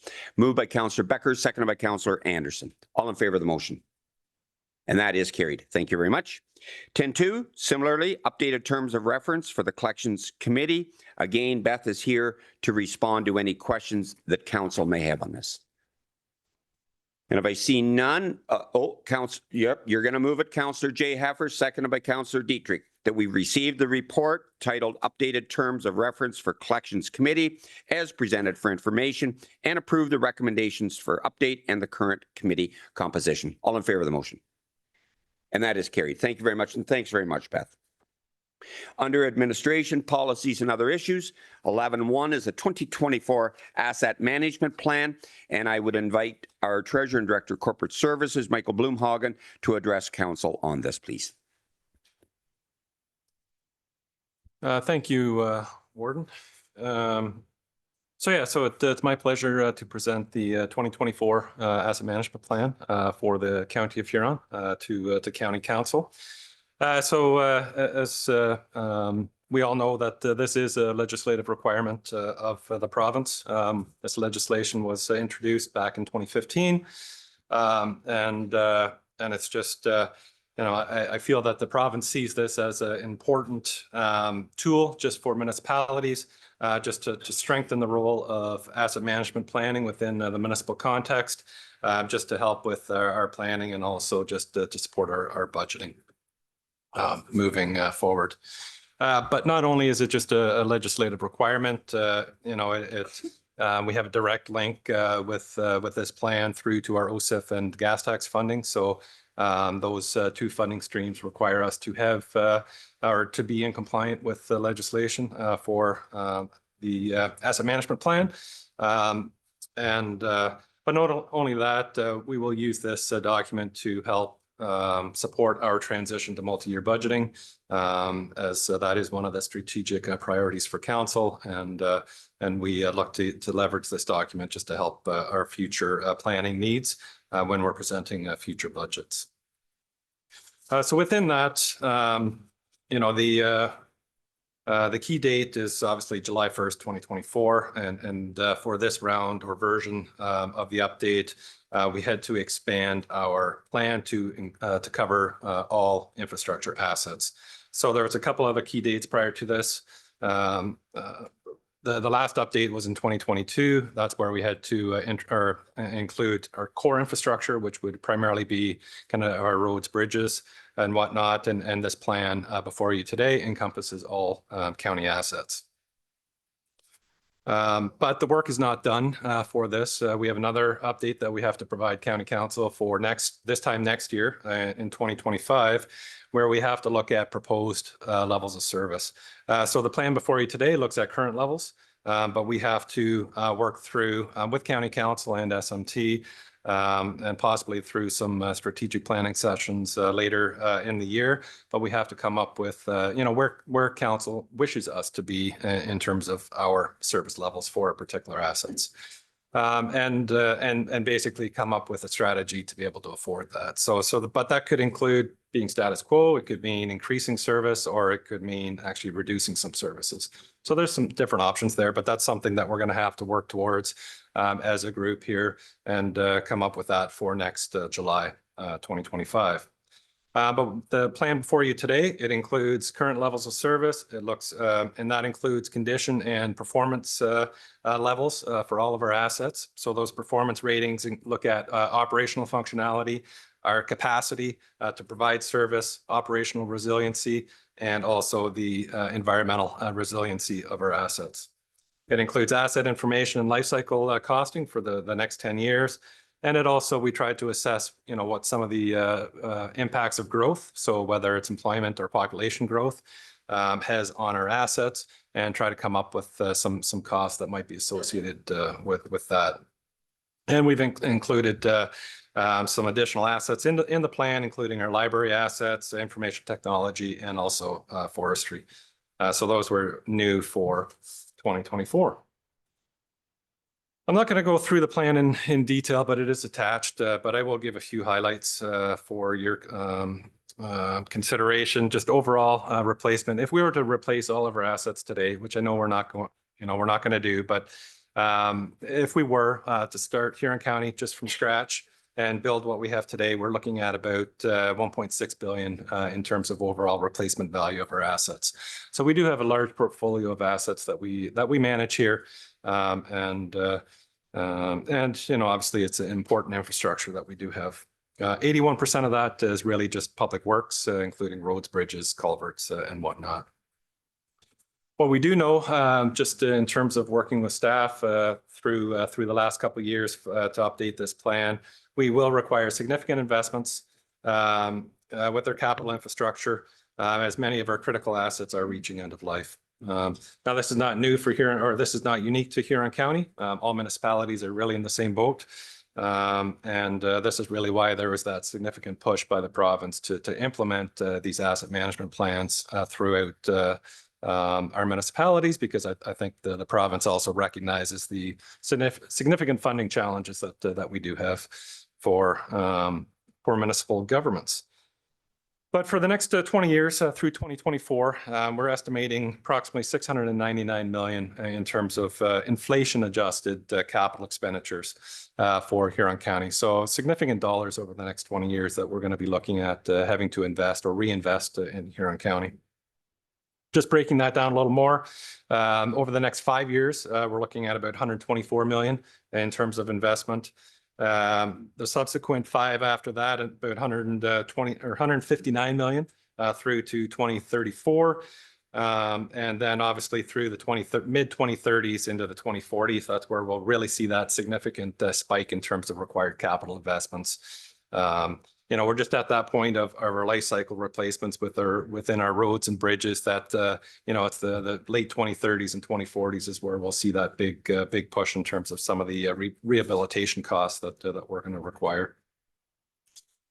In terms of the financing strategy, I've included a draft strategy within the plan. So just in the document, starting at about page 105 of the plan, I've provided a number of tables that show the impacts, potential impacts to our budgets, how we would, the increases that would be required on our levy, and debt financing, reserve usage, et cetera.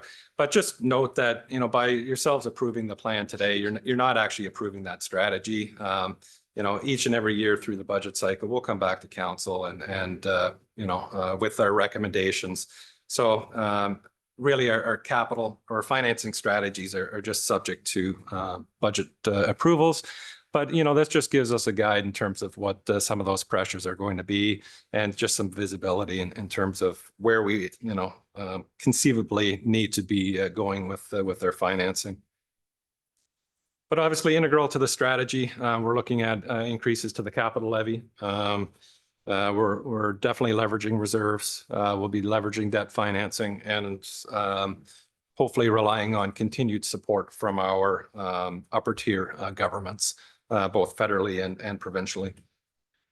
So just, I also ran a few different scenarios. I looked at, kind of a high debt usage up front. I've also considered a high reserve usage up front and pushing out the debt usage, into the later years. And really the overall impacts are pretty much the same regardless of the strategy that we have. At the end of the day, we require that reinvestment. So how we have to pay for it, it really doesn't change what our long-term needs are. So, there's some consideration whether or not we leverage debt now or later. And that's something that we can work towards. But overall, we're looking at about 2.33% in terms of average impact to the overall county levy over the next 20 years to support the plan. So significant investment and significant pressure on the budget. And just keep in mind that this 2.33, that would be in addition to any other operating pressures or funding cuts that we might experience for our other operations. This is just straight capital. In terms of where we're at today, in terms of our capital that we do have through the levy, we're only raising 9.6 million in terms of capital in the levy. We have gas tax and OSIF funding in that $7 million range. So we have funding to support 16 to 17 million in capital expenditures. That falls well short of what our long-term needs are going to be. So obviously we need that strategy to increase our capital levy over time. So it's not insurmountable. We definitely, I think we've got a little bit of time to address our funding gap, but just applying those small, consistent, incremental increases in our budgets over time will allow us to just prevent future budget shocks and just ensure some sustainable funding long term. So those are the comments for now. I don't know if you have any questions that you'd like to ask. Okay, well, thanks very much, Mike. And the first thing I would like to do is to thank you for this very detailed report. It took significant time to compile this information to present to us today, and thank you very much for that. I'll now open up to any members of County Council that would like to make any questions or comments of Mike on this. Detailed, we're good. Past Warden again, Councillor Klopp, please. Yeah, thank you, Mr. Warden. I know sometimes we look at these numbers and they really look daunting. I guess I'm always accused of being an eternal optimist, and I guess I am. But along come new technologies from time to time that make things brighter financially. And I'll just name a few. Cold in place recycling has really reduced costs a lot. Directional drilling is another one. We don't have to tear up streets now. We can reline sewer lines and water lines without digging them up.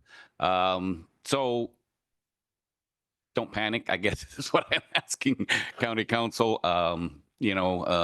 Necessity is the mother of invention, and I think we'll find more technologies coming forward in the future. We'll be fine. I concur with that too. Councillor Klopp, please. Thank you. I hope so, though. In my business, technology is now a $1 million combine, and it used to be when I first started at 80,000. So, hey, it's a nice cab, I'll tell you, but it's still $6 or $5 corn. So we looked at these numbers here, and a lot of them we've been talking about, and you've been bringing up to us, and I give you full marks for that, and your staff. I guess I just would like at some point someone could when we look at the road budget, there was a number talked about $40 million in pent up things. And then talking to road staff over the years, they would just shake their head and said, don't you guys understand? We got a lot of culverts, because I run into them. People call me about this and that. You guys got to start putting money aside. So you're showing it. But I guess if someone could explain to me why then, on a very worthy project, housing, we took $8 million out of the reserves, which we took from people to help mitigate costs, why we took the 8 million out of there and not other places in order to do housing. I would just love if someone could sit me down and explain how that discussion happened within the halls of the staff. It would help me explain to people, because for sure, some point at some council, we are going to have to ask the tough question, or it's about how do we reduce operating, and not just technology will be there. I get it, but it also costs. So somewhere it will have to happen, or we get provincial governments that finally, of which we are lobbying, that they take back what they're supposed to be doing. Okay, thank you for that. Any additional questions or comments? If not, I would entertain a mover and a seconder that we receive this report for information and approve the 2024 Asset Management Plan as presented. Councillor Bazinet and Past Warden Guillen, all in favor of the motion? And that is carried. Thank you very much, Mike, for that. Mike, would you like to also address us on 11.2, the 2024 reserve analysis, please? Thank you, Warden. So yeah, the report before you today, it kind of ties in with the asset management plan document, and just in terms of establishing some visibility in terms of what's needed for reserves and whatnot. So it does tie in nicely with that document.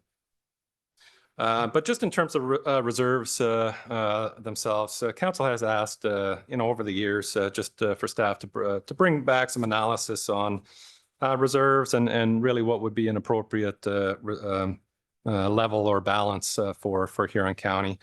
And really, this has been a question that's been asked, not only here in Huron, but really across Canada with all municipalities. But municipal staff do struggle to come up with, what that best practice really is. And then really, there's just not that, clear or direct answer in terms of thou shalt be at X. It just unfortunately doesn't exist. So that's where we just have to work through in terms of what makes sense for Huron County, really in terms of what's appropriate. But just in terms of where we're at with our reserves, so we are in a very healthy balance. I'm not going to discount that. We're quite favorable. At the end of 2023, we had a reserve balance of 68.8 million. Now this includes 7.7 million in carry forward. So we're in that $61 million range. Now this is new information, and it will be coming forth in a future report. But just a preview of our surplus. So we had about a $4.6 million surplus in 2023. This would actually increase the overall reserve balance, and we'd be looking at about 73 million in reserves at the end of the year. But through the budget, if you recall, we leveraged some of that surplus for levy mitigation. And I would also, in a future report, recommend that we leverage that surplus to help support the Gibbon Street project, which is 12 or 13 million dollars that is being funded from reserves. So while 2023, we've got a significant balance at 73 million. Reserves are being well used in 2024, as we know, through the budget. So I'm estimating that for the end of 2024, we'll be at around 47 million in terms of available unrestricted or uncommitted reserves. And that excludes commitments or any other carry forwards and whatnot. So we do have a significant draw this year in our reserve usage, and it's benefiting the county immensely, and we're supporting some key projects in 2024. And I've listed some of those projects in the report.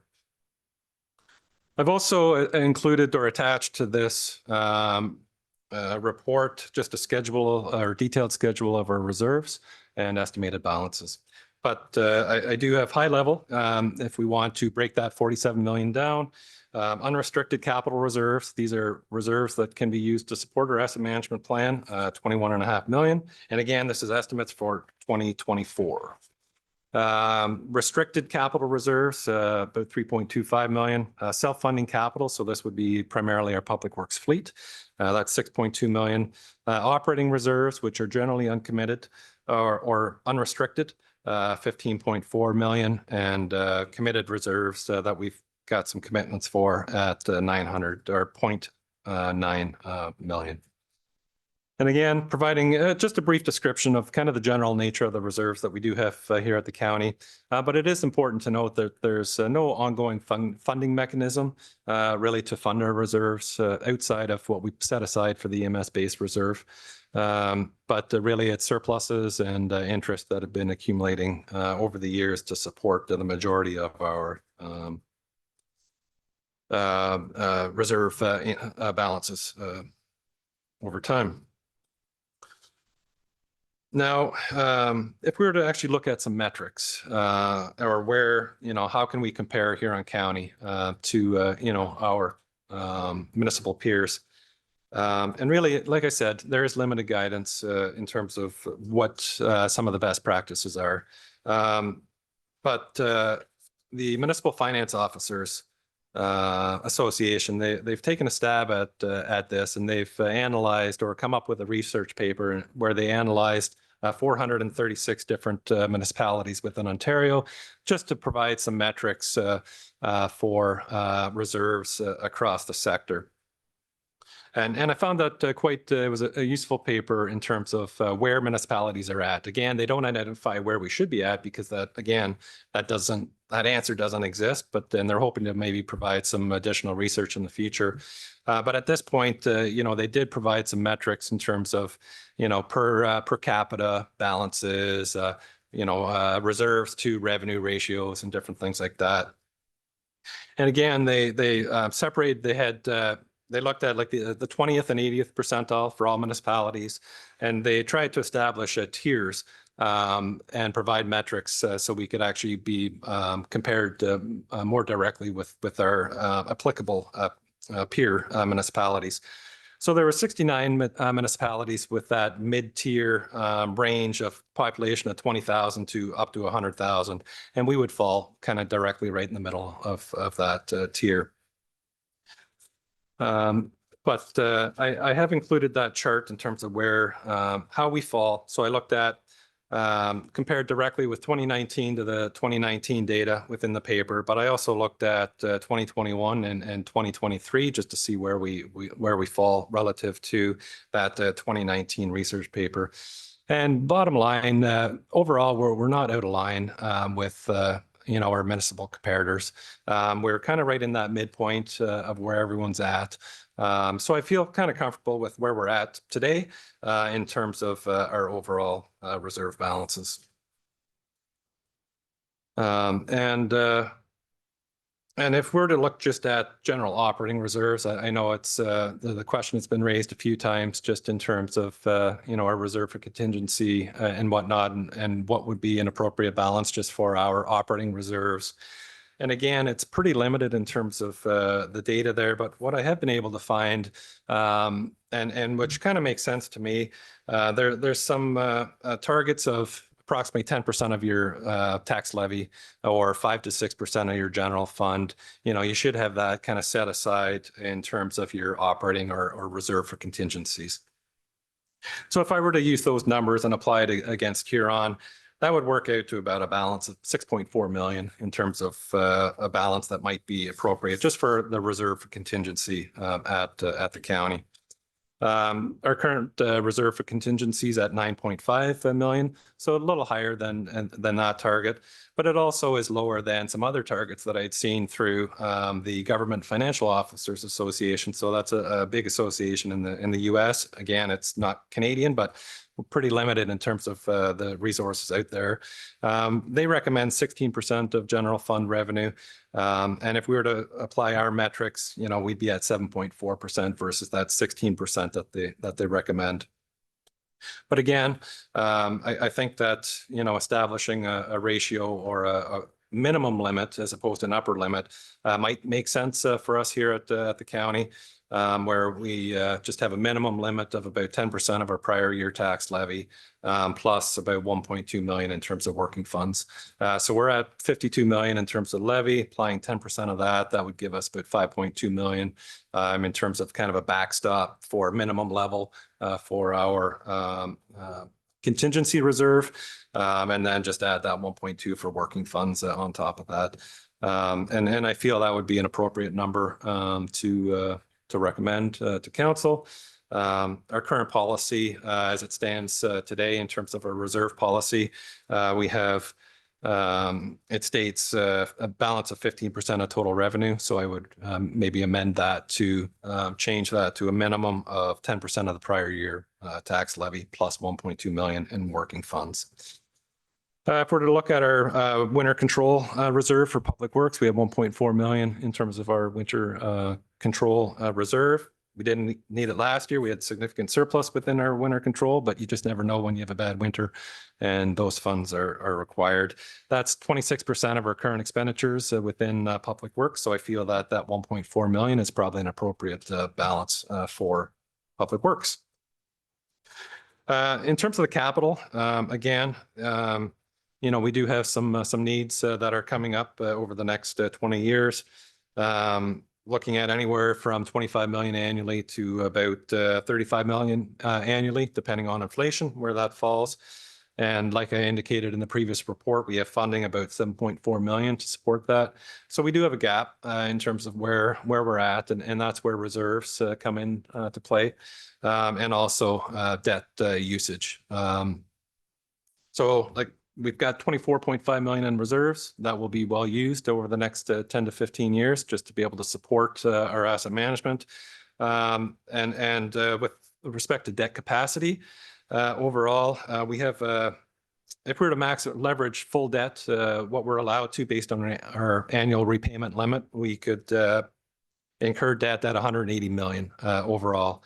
But we do have a debt policy in place where we have that upper limit at about 50%. So we try to preserve some additional capacity there. So council had previously adopted an upper limit of 50 million in terms of debt capacity. So that would establish our upper limit of debt at about 90 million dollars. So with that debt capacity, our reserves, and that would hopefully enable us to get to where we need to be over the long term with respect to our infrastructure funding.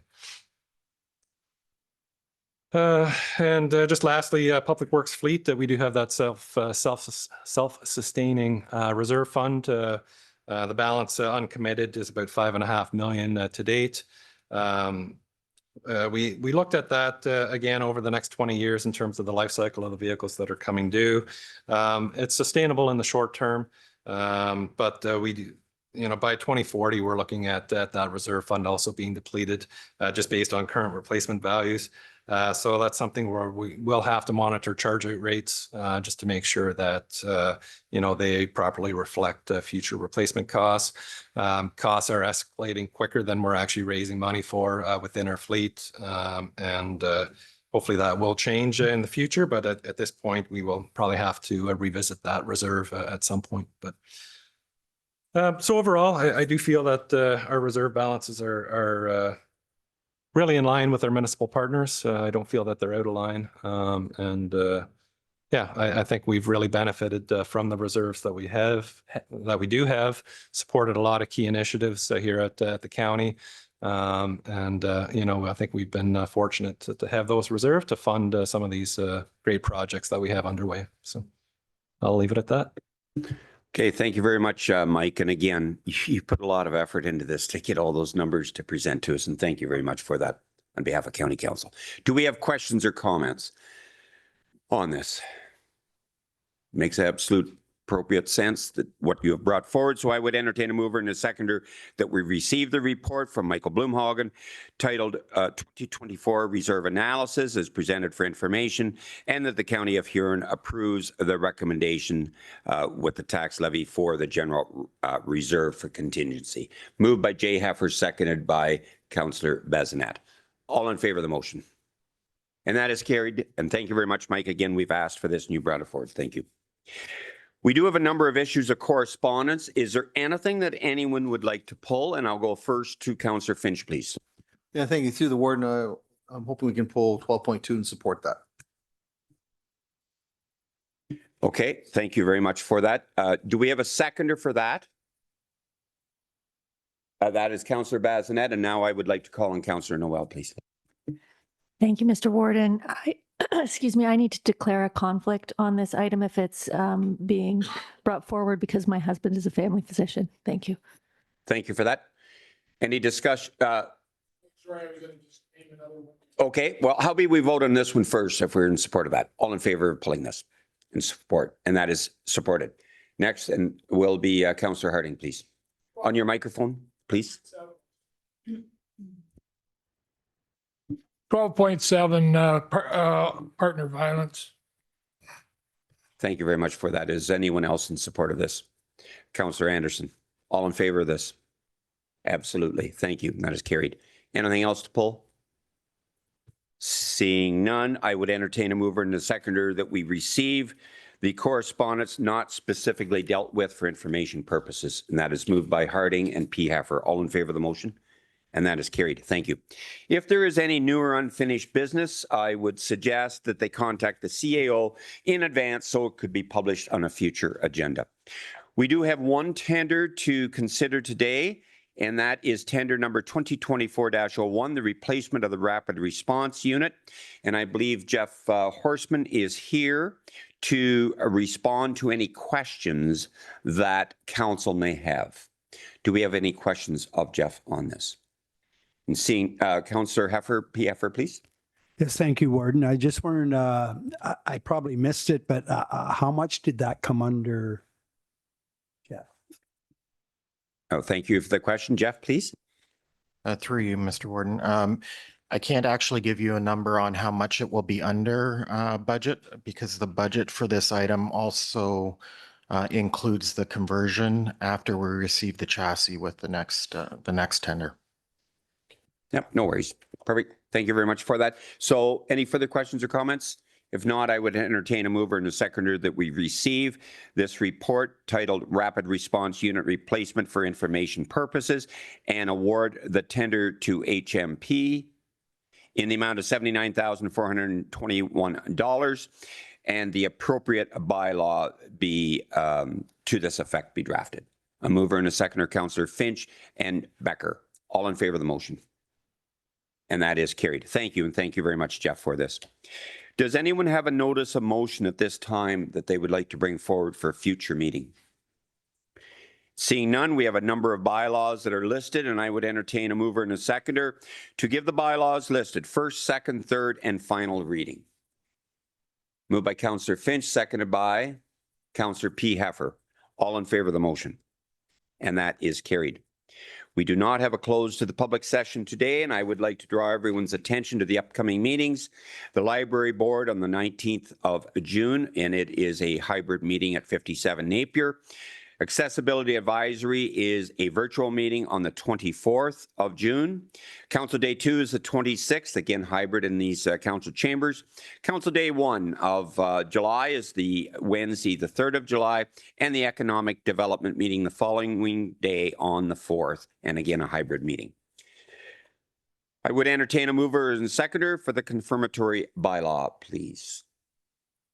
Moved by Councillor Finch, seconded by Councillor Harding, the bylaw number 2024-53 to confirm the proceedings of the meeting be give first, second, third reading passed, signed by the warden and the clerk and the seal of the corporation affixed thereto. All in favor of this motion? And that is carried. Thank you. Brings us to conclusion. Thank you very much for everyone's contribution to our meeting today. And I would ask, and again, thank you very much to our deputy clerk for filling in today. Well done, Labitza. We appreciate it. And with that, I would entertain a mover and a seconder to adjourn. And that would be moved by Councillor Dietrich, seconded by Councillor J. Heffer, that the Corporation of the County of Huron do now adjourn at 11:51 a.m. to meet again on the 26th of June or at the call of the warden and the clerk. All in favor of the motion? And that is carried. Thanks very much to all.